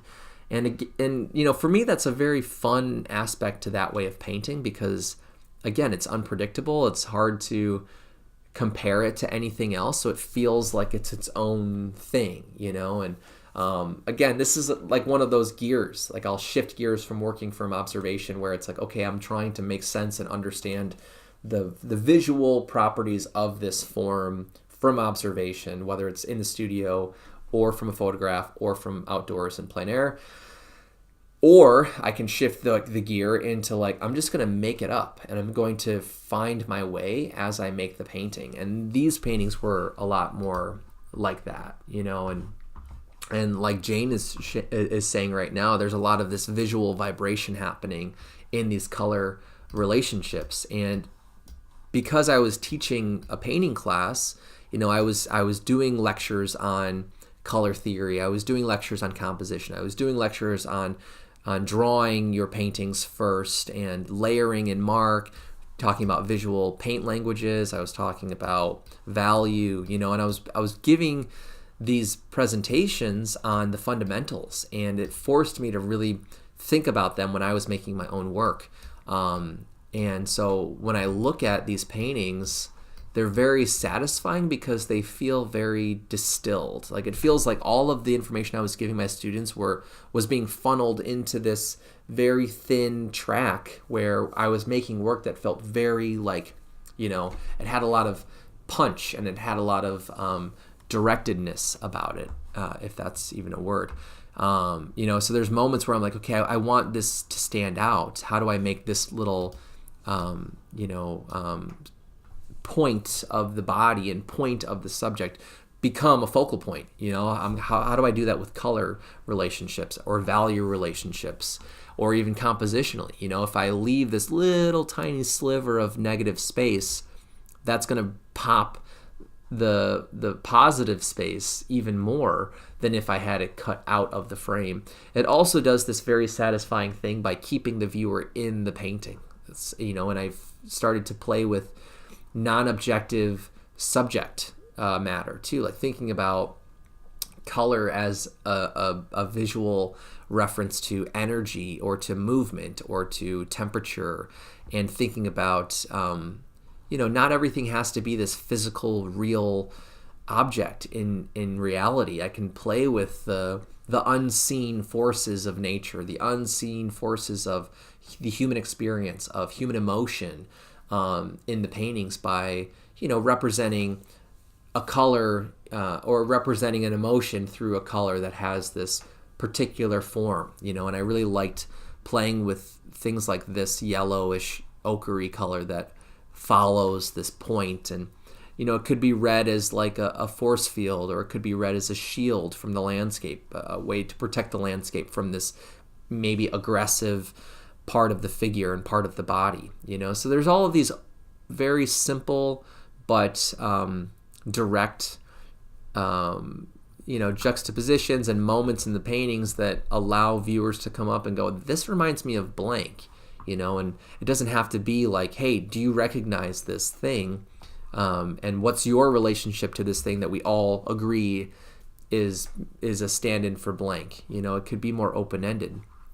And then there could be other moments in the paintings where it's very clear and specific what you're looking at. So then there's like a fork, an eating utensil in the foreground. Like there's something strange about the form of the fork in relationship to this spike that comes out of the human element. Like they both have this kind of pokey form. They both have this kind of skewer sharpness to them that I thought was very interesting, and as a contrast I thought that was very satisfying. And the fact that they're sort of pointing different directions does something to the composition that's very satisfying to me. And then the last thing I'll talk about with this painting, this is 4 inches by 4 inches, so it's a very tiny little painting. So you can imagine if you're looking at this painting in person, these details are very, very small, and you can only observe them if you're very close to the painting.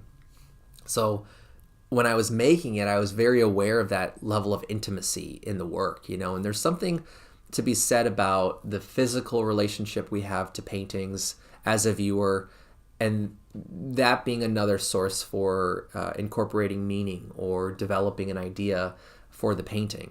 And being aware of like how small the object of the painting was going to be, I wanted to put in a lot of small details that you could only really understand if you got really close to it, right? And then because you're so close to it, these other moments that are very maybe off-putting or kind of strange and uncanny or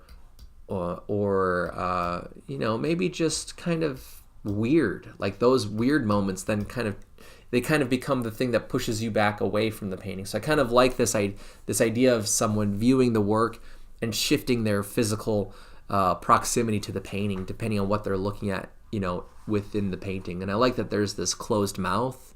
There's something very strange and I don't know, just mysterious about a mouth in a painting that's closed, and then there's no other physical human features other than the mouth and maybe like the skin of the object. And then there's this fuzzy sort of like polyester kind of sweater sock kind of object that I wanted to play with. I wanted it to feel like a sweater, mostly from the distance from the mouth, like it feels like where a sweater would be on a body. And then also playing with this sort of like dip kind of neck hole area here. I wanted that to kind of lead us to thinking that this is some article of clothing. But this was very satisfying and fun to paint too. These like little, fuzzy linear details and textures of this sweater material, especially because I wanted this front plane of the box to be in shadow. So I also got to kind of play with value contrasts and temperature contrasts in the color.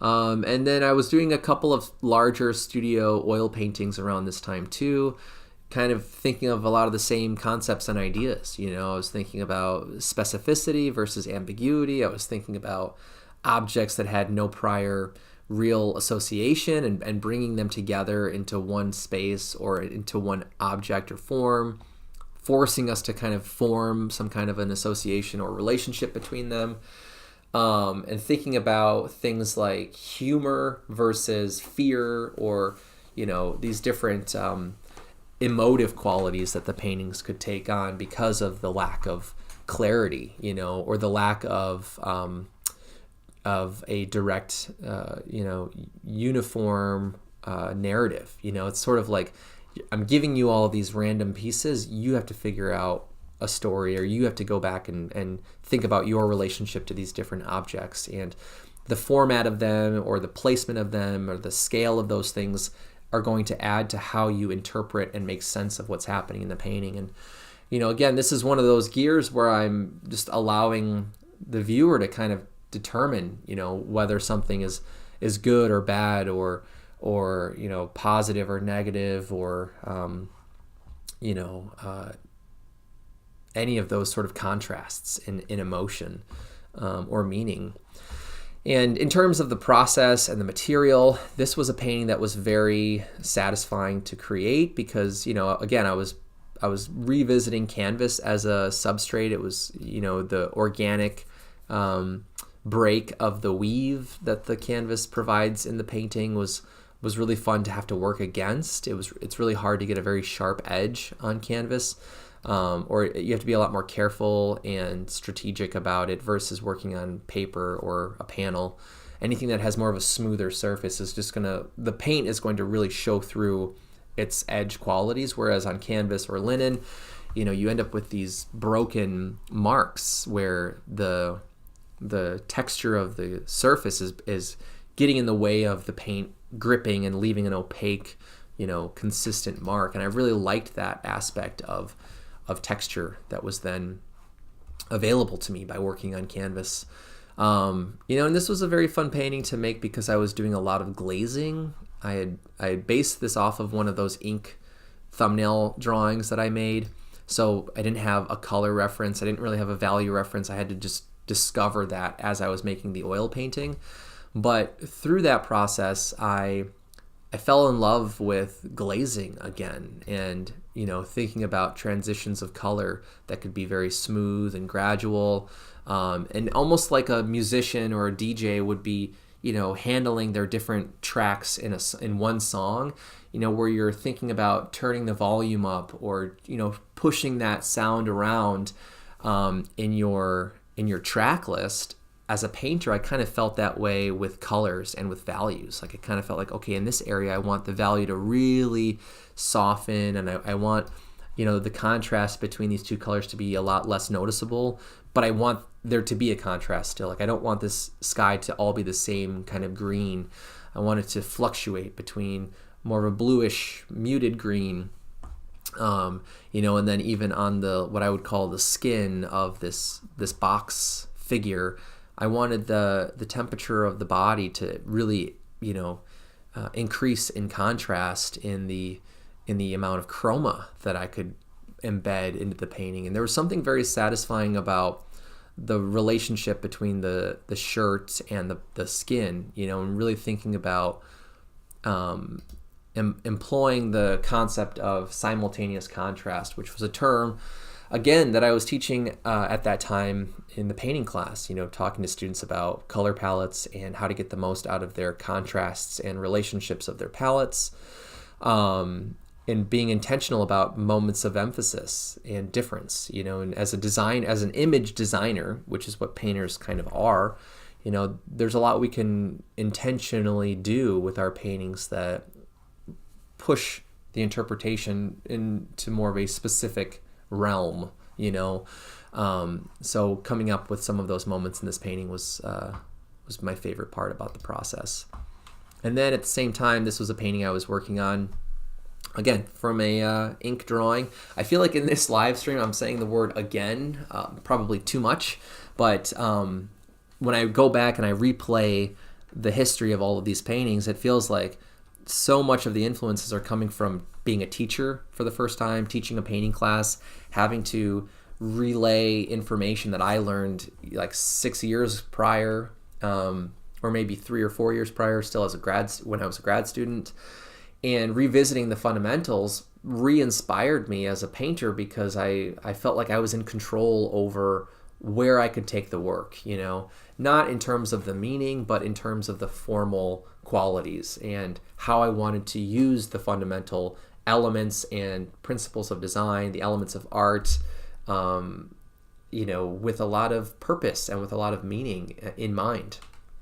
So it was very exciting. And I feel right now, like I go through that phase once a year, maybe once every 2 years, where I'm like reminded how exciting and inspiring the fundamentals of painting can be. And I'm in that right now, actually, at this very moment, because I'm doing a lot of color experiments and color charts and value studies, and really thinking about composition a lot right now. And part of that is because I'm gearing up to teach a few different workshops this year, and I want to be prepared with some information that I can share with students. And what better way to prepare as a teacher than to actually approach those ideas in your own process. So I'm in that feeling right now a lot too.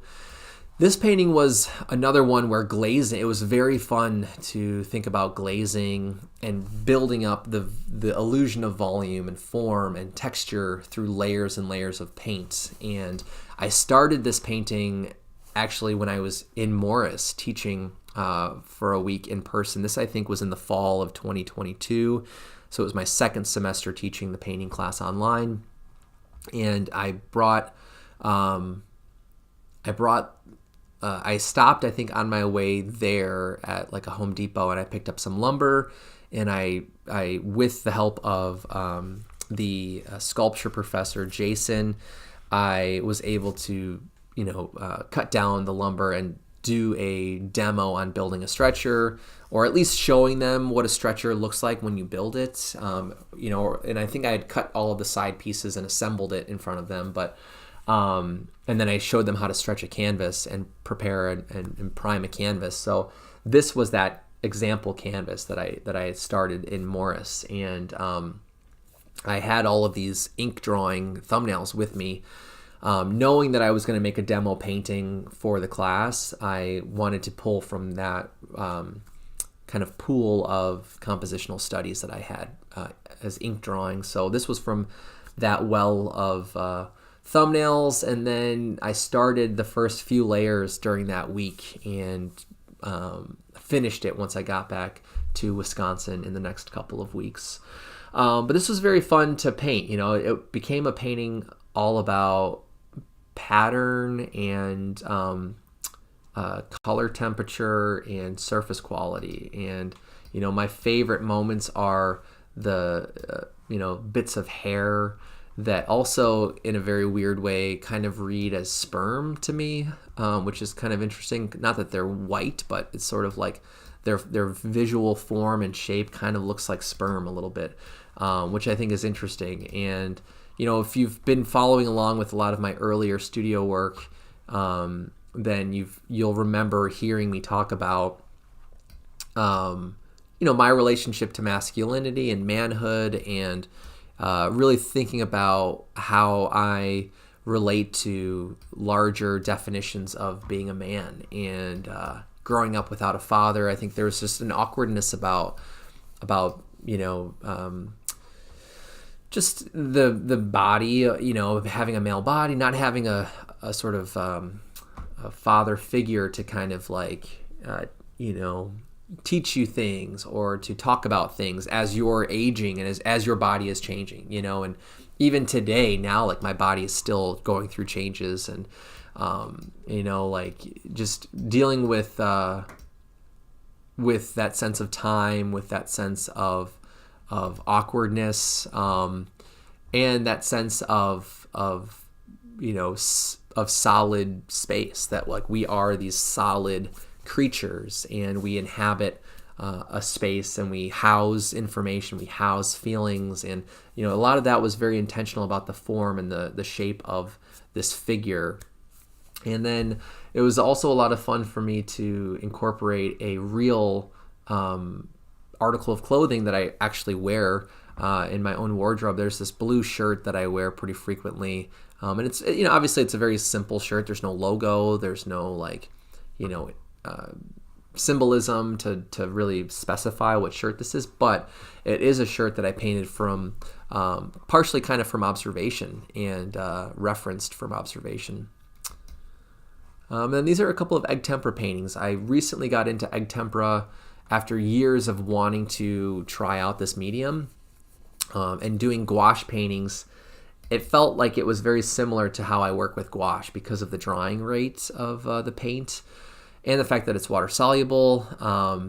I kept seeing egg tempera paintings in museums and in books, and there's some contemporary painters like Julio Reyes that I'm very fond of his work, and similar artists that work with egg tempera that inspired me to really research the medium and try to figure out a way to start working with it. So these are a couple of early tests of egg tempera paintings on birch plywood panels that I primed with a traditional chalk and rabbit skin glue priming gesso from the company Rublev.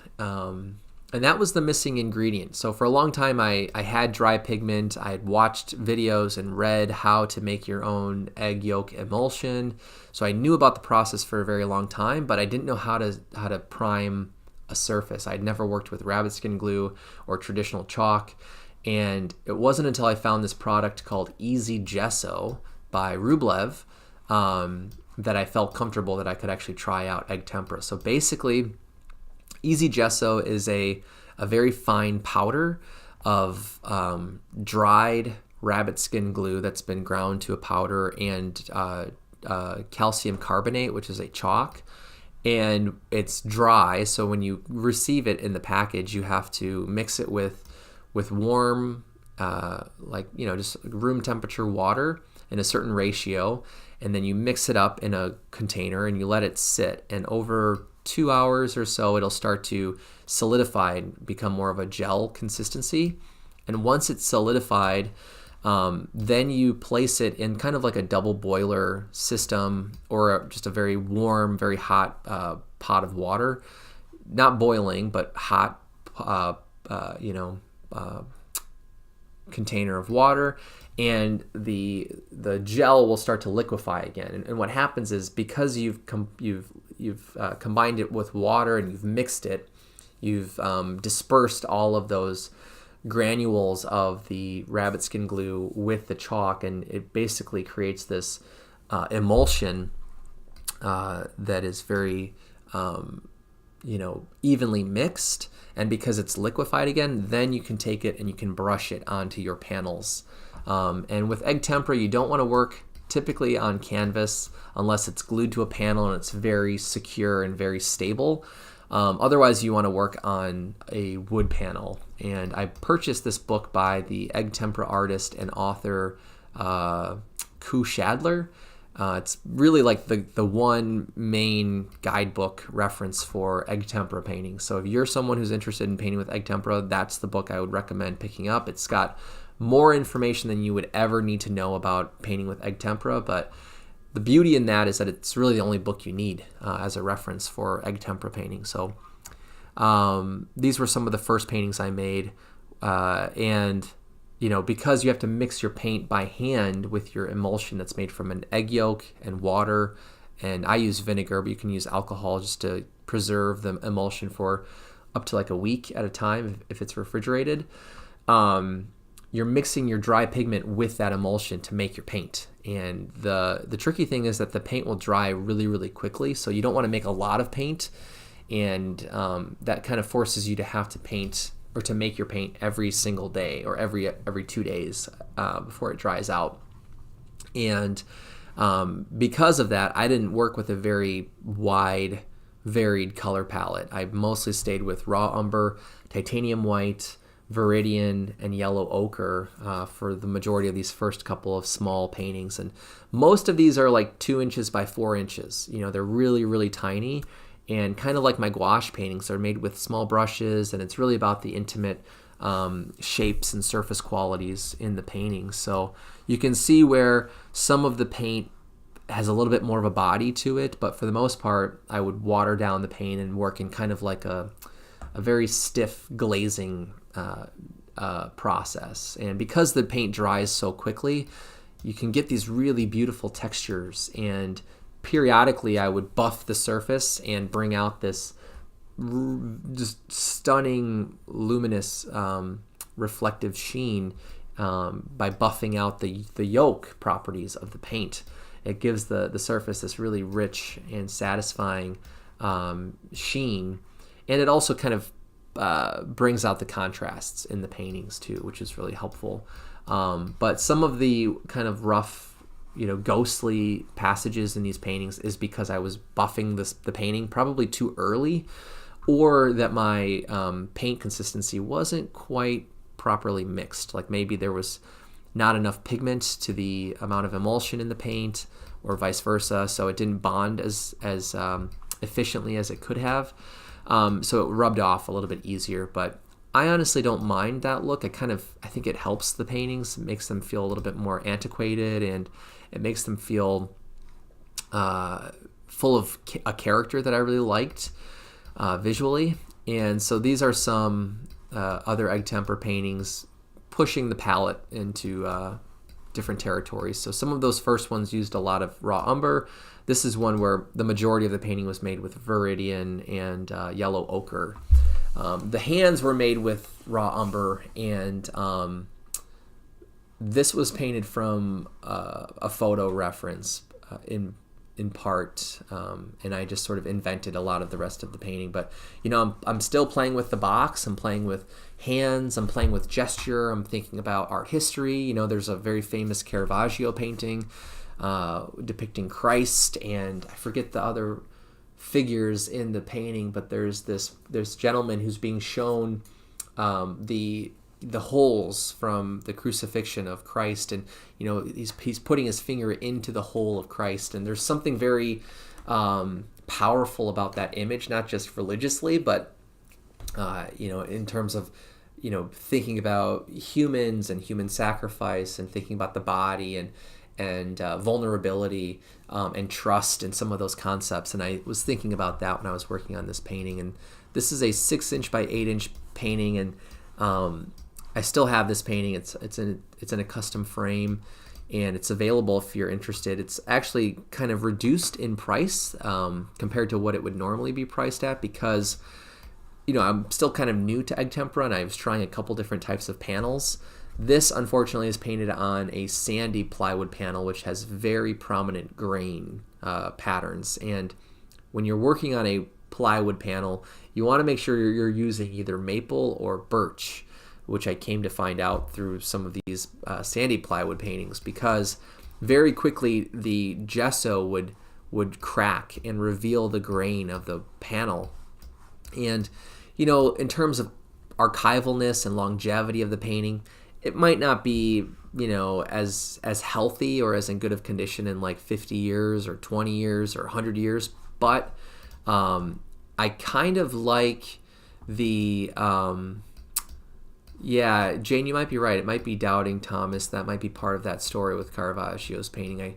I have to go back and find that painting now, but I don't remember the details now. But I was just going to say, with this panel, the sandy plywood, it gave the painting this kind of interesting texture with all of these little hairline cracks in the painting. And I'm still offering it for sale if anyone is interested. I think the price for this is $300, and it's in a handmade custom frame. The painting itself is 6 inches by 8 inches, so with the frame it's probably close to like 10 by 12 or so. It's a fairly decent sized painting, which for that price is atypical for my work right now. But anyway, if you're okay with purchasing a painting that has these hairline cracks, that's part of the risk in collecting this particular painting. But I'm really sad, because it was a painting that was very satisfying to create. I like the way that it turned out. I really like the landscape format and structure that I organically came to in the process. And it's just too bad that it was on a panel that wasn't suitable for egg tempera. And then this is a casein painting that I made. I was trying out casein paint from Richardson, partly because I was scheduled to do a small works workshop with Richardson at their school. And I also was invited by my friend Nathan Brandener and Shannon. I'm forgetting her last name now. I think she married and has a different last name now. So, but anyway, the two of them are Stevens Point grads, and they had invited me to come with the rest of the staff at Richardson to come and teach a workshop. I'm trying to remember if Emily, I think it's Runestrom is her last name. I don't know if she was the one who invited me or at what point she started working at Richardson. But anyway, they had invited me to teach a workshop, but also to jury the Small Work Show, their annual Small Work Show, which is a physical show, juried show, and I got to judge the award. So the staff as a team, juried the entries, but then I was brought in to be the sole awards judge, and that was a very fun experience. But because I was teaching the workshop in casein paint, I had to just sort of start practicing and using the material and using the paint. I had never used it before this time, and actually Nathan drove down from Green Bay and spent an afternoon hanging out with me at our house, and we set up a little still life, and we were both painting with casein and just talking about art. And I wish that we lived closer together, because I think we would probably meet up and paint together a lot more frequently. But this was a painting I made, I think, in the next couple of weeks before I taught the workshop. And this was a painting that I also created specifically to apply to that same water show at James May Gallery. But this was for the second year that I was going to be applying. And by 2023, Kendra had opened this gallery in Milwaukee and had a physical space, and I was really excited to show some paintings in Milwaukee. So this was a painting that I had created specifically for that juried show, and I'm very happy that it was selected and it was in the exhibition, and somebody actually bought the painting during the opening reception, which was really cool. This is another one of the early egg tempera paintings, 2 inches by 4 inches. Most of these egg tempera paintings that I've shown today were created in the spring, like March and April of last year, in 2023. And then in the summer, like late spring, early summer, I made custom frames for all of them, and they all had so the painting is like 2 by 4 inches, and with the frame it was like a 6 by 8 or maybe a 7 by 9 inch frame. So they were pretty substantial little paintings now, and I offered them up for sale in my shop, and they sat around for a few months. And within the last year, each of the 5 paintings that I put in my shop all found homes and collections to be a part of, which was very exciting. All right, so this is kind of an oddball painting in this portfolio. It's the only real portrait figurative painting that I have in the portfolio. It's a self-portrait painted from observation using a mirror down in my studio. And this is the first painting that I made on a linen panel. Well, it's one of the first paintings I made on a handmade linen panel. I'd never worked on linen prior to like the fall of 2023. And I just wanted to start to, get used to the surface quality. I wanted to make sure, I was priming it in the way that I wanted it to be primed. And I made a bunch of these really small, like 5x7 panels and 4x6 panels and a couple 8x10 panels. I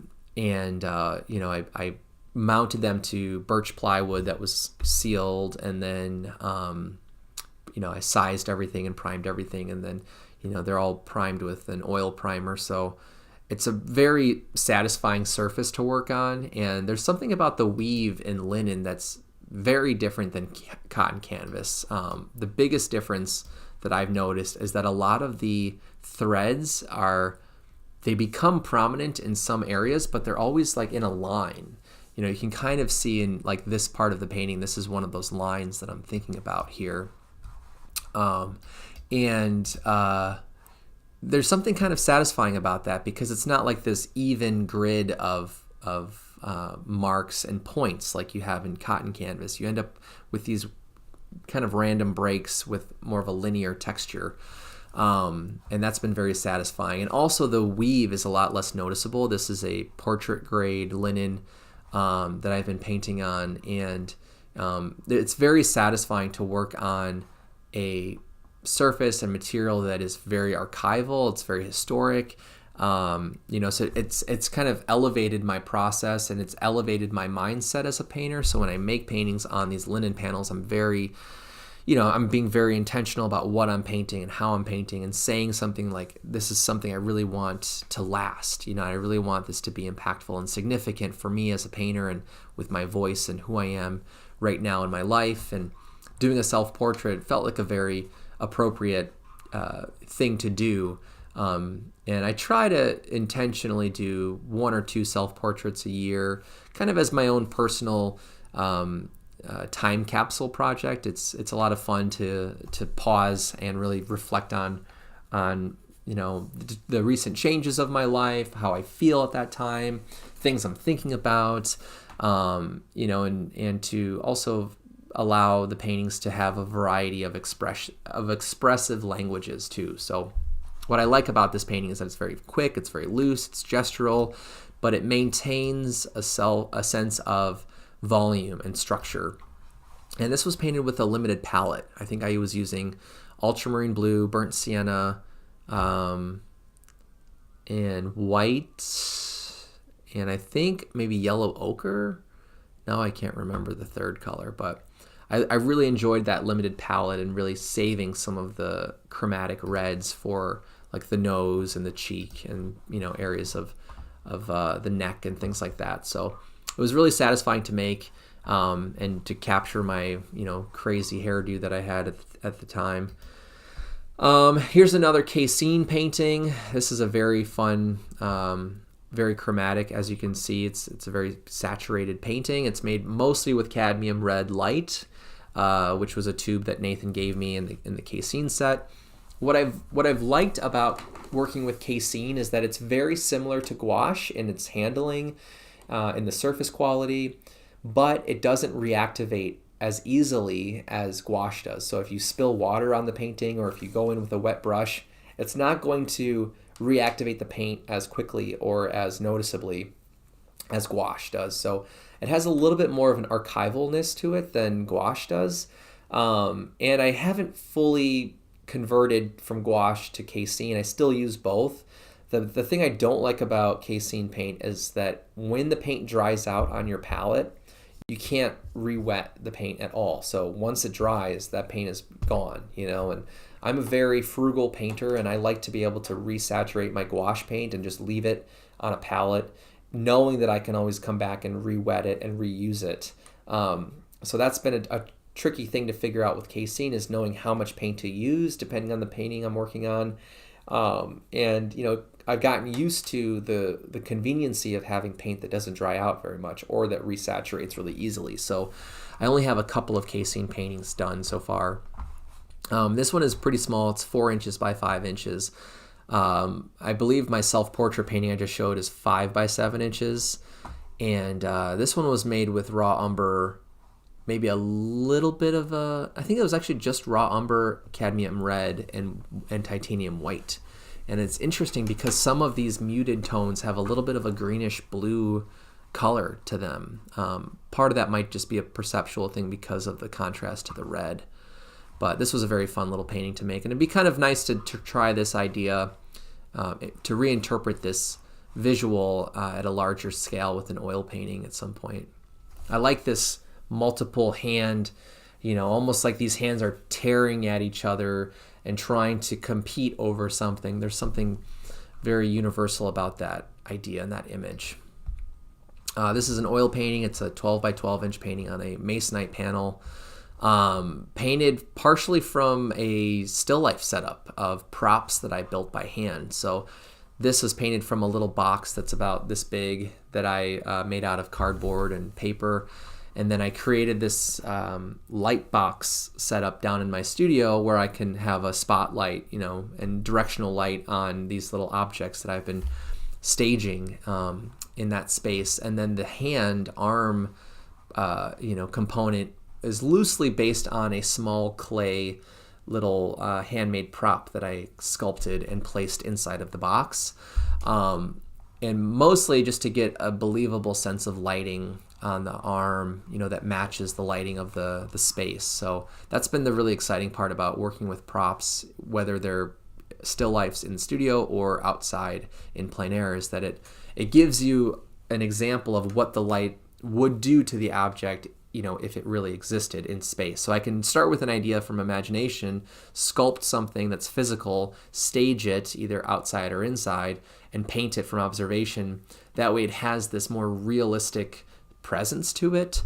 And the hand, I will admit though, was painted from help of a photographic reference. So I held my hand under the lighting in that box, prop set up and took a photo. So that's the one moment that is not from observation or direct, imagination or invention. The landscape sort of background is all just kind of made up. I did have a sheet of paper taped in that box that I was looking at, and there are two different color sheets of paper. So for the most part, it's from observation, but the details and the varieties in the paint are all just kind of intuitively created there.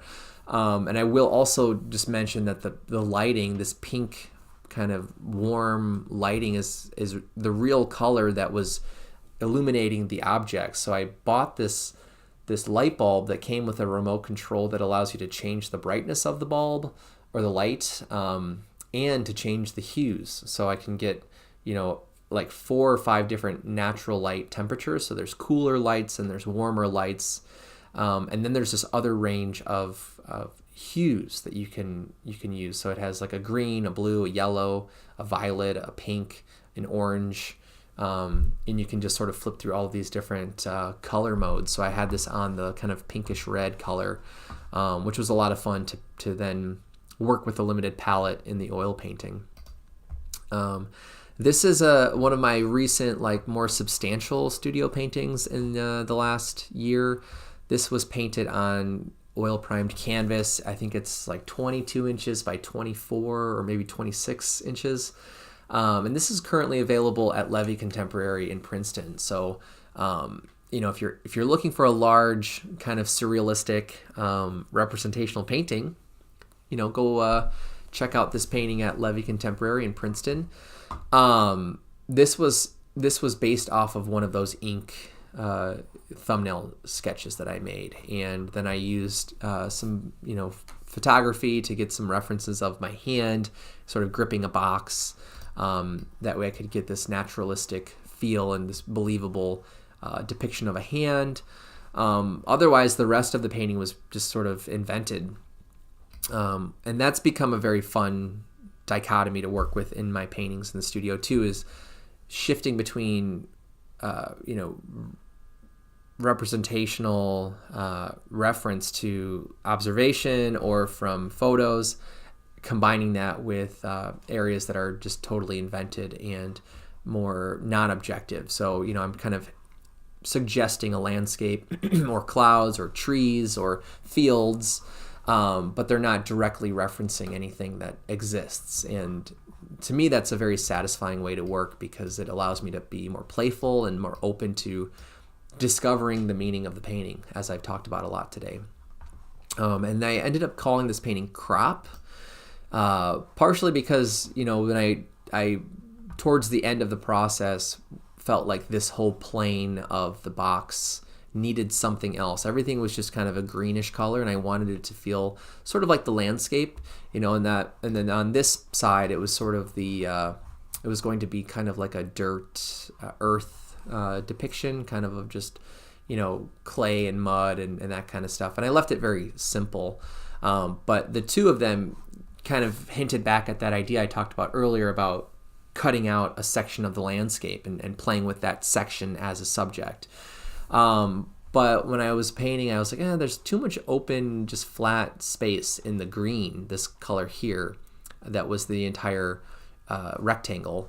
And I was like, maybe I'll try something with the thumb to kind of, bring attention to the thumb. So I started to trace with this really saturated green a few lines. And I'm like, maybe I'll just do a couple and see how it looks. And I was like, I like the pattern, but it doesn't have enough of a presence. And I just sort of kept going and going and going and going and going.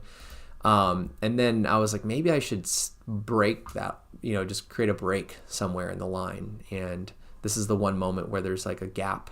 And I like that there's that gap there because it feels like maybe two lines that are merging together or one line that broke, and there's always something satisfying to me about a non-objective moment that feels like it has a lot of narrative potential, like there's something about that break that's very important.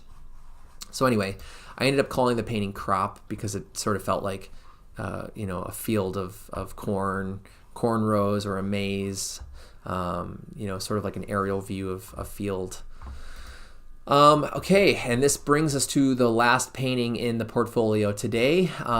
This is a recent egg tempera painting. It's my largest egg tempera painting that I've completed so far. I painted this, I think, in the late fall of 2020. No, let me think. Maybe the early fall of 2023. So now I'm forgetting.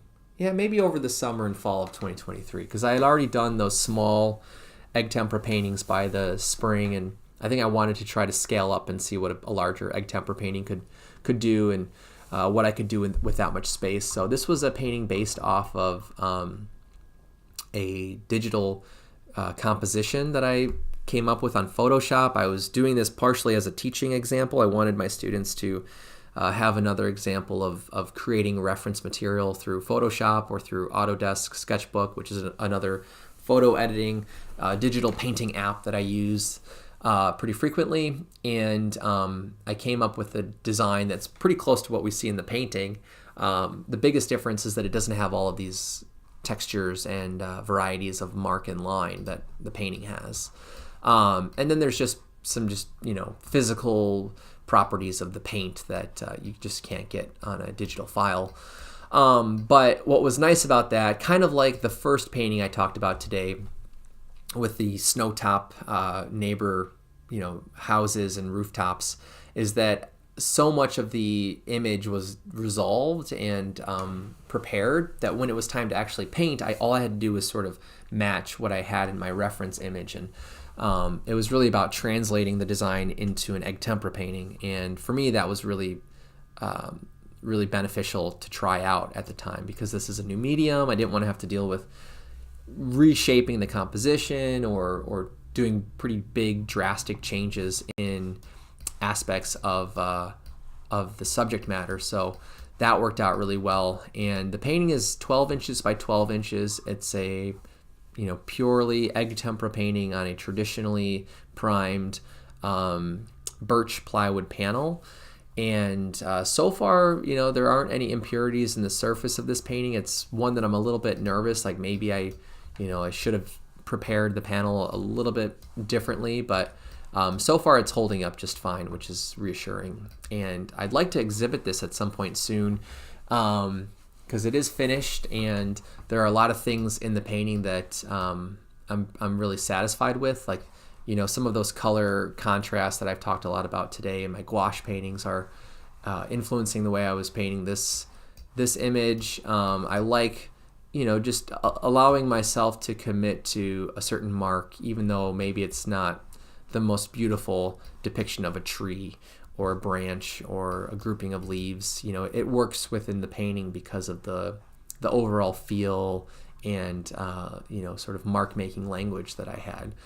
My favorite area of the painting is definitely the hand and the box. This little purpley dioxazine purple shape here is really satisfying to put in, because it's kind of the one moment of difference in the painting. It doesn't repeat from my memory in any other areas.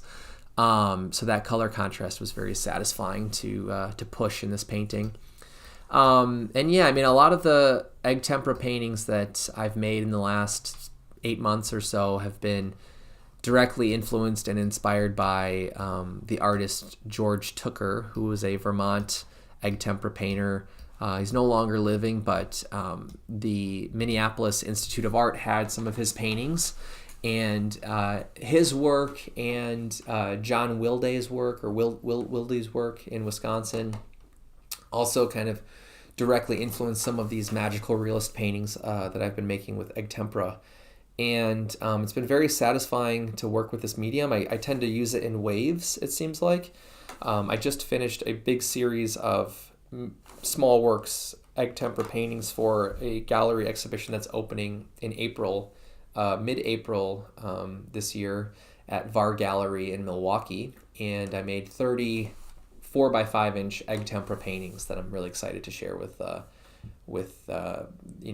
Milwaukee area and the community of artists that are there. So if you live near Milwaukee, make sure that you keep that on your calendar. The opening exhibition is going to be during the spring Milwaukee Gallery Night on April 19th at VAR Gallery. So you should be able to find all the details on the gallery's website.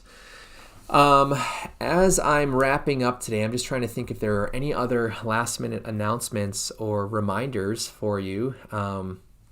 As I mentioned with my website, I made a few recent changes to my website, and something that I forgot to mention during the intro, I'll show you real quick. If we go back to the portfolio page.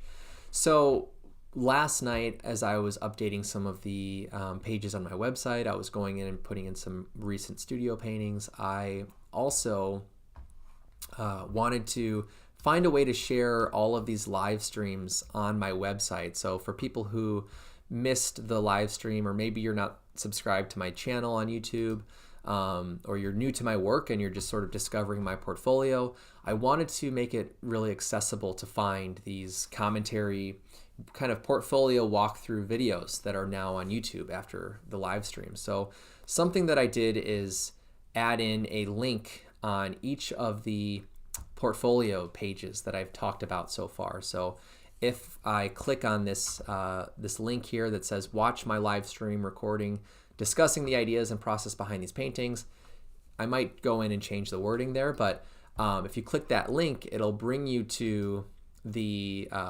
that live stream where I talked about that portfolio, and it'll show you the full video. You can jump through it, you can skip to different parts, but what's nice is if you hover over the video, it'll also preview which painting I'm talking about. So let's say you're looking at this portfolio on my website, if you want to hear more about this painting here, it's a really easy way to go in and get some information about that painting on YouTube, and you can hear a couple of thoughts about that painting directly on my portfolio. That's if I can find it. Yeah, it's right at the end of this video. So that's kind of a new feature that I'm really excited about with my website. In doing these live streams, it's again, it's a way to bring some context to the work. It's a way to connect some dots of ideas that I've picked up and dropped and revisited over the years with my studio work or my plein air paintings. But you'll be able to find those links to the videos on all of those portfolio pages. So it's something that I'm really excited about now. Okay, and just to wrap up, I'll just remind everyone, because again, I don't know if you're someone who's been watching all of the live streams or recordings, or if this is the first one that you're encountering on my channel.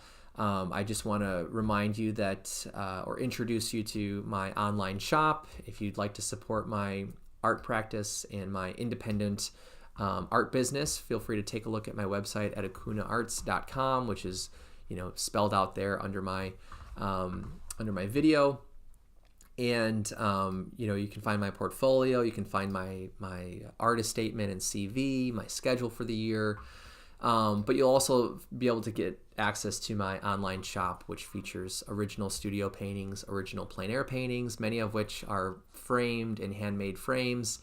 I do sell some printed merchandise as well, reproductions. One of the more popular items that I offer on my shop are these zine books for my plein air portfolio. So they've become kind of an annual publication of my plein air portfolio. So far there are 2 zines that have been released. I'm still working on the 3rd one.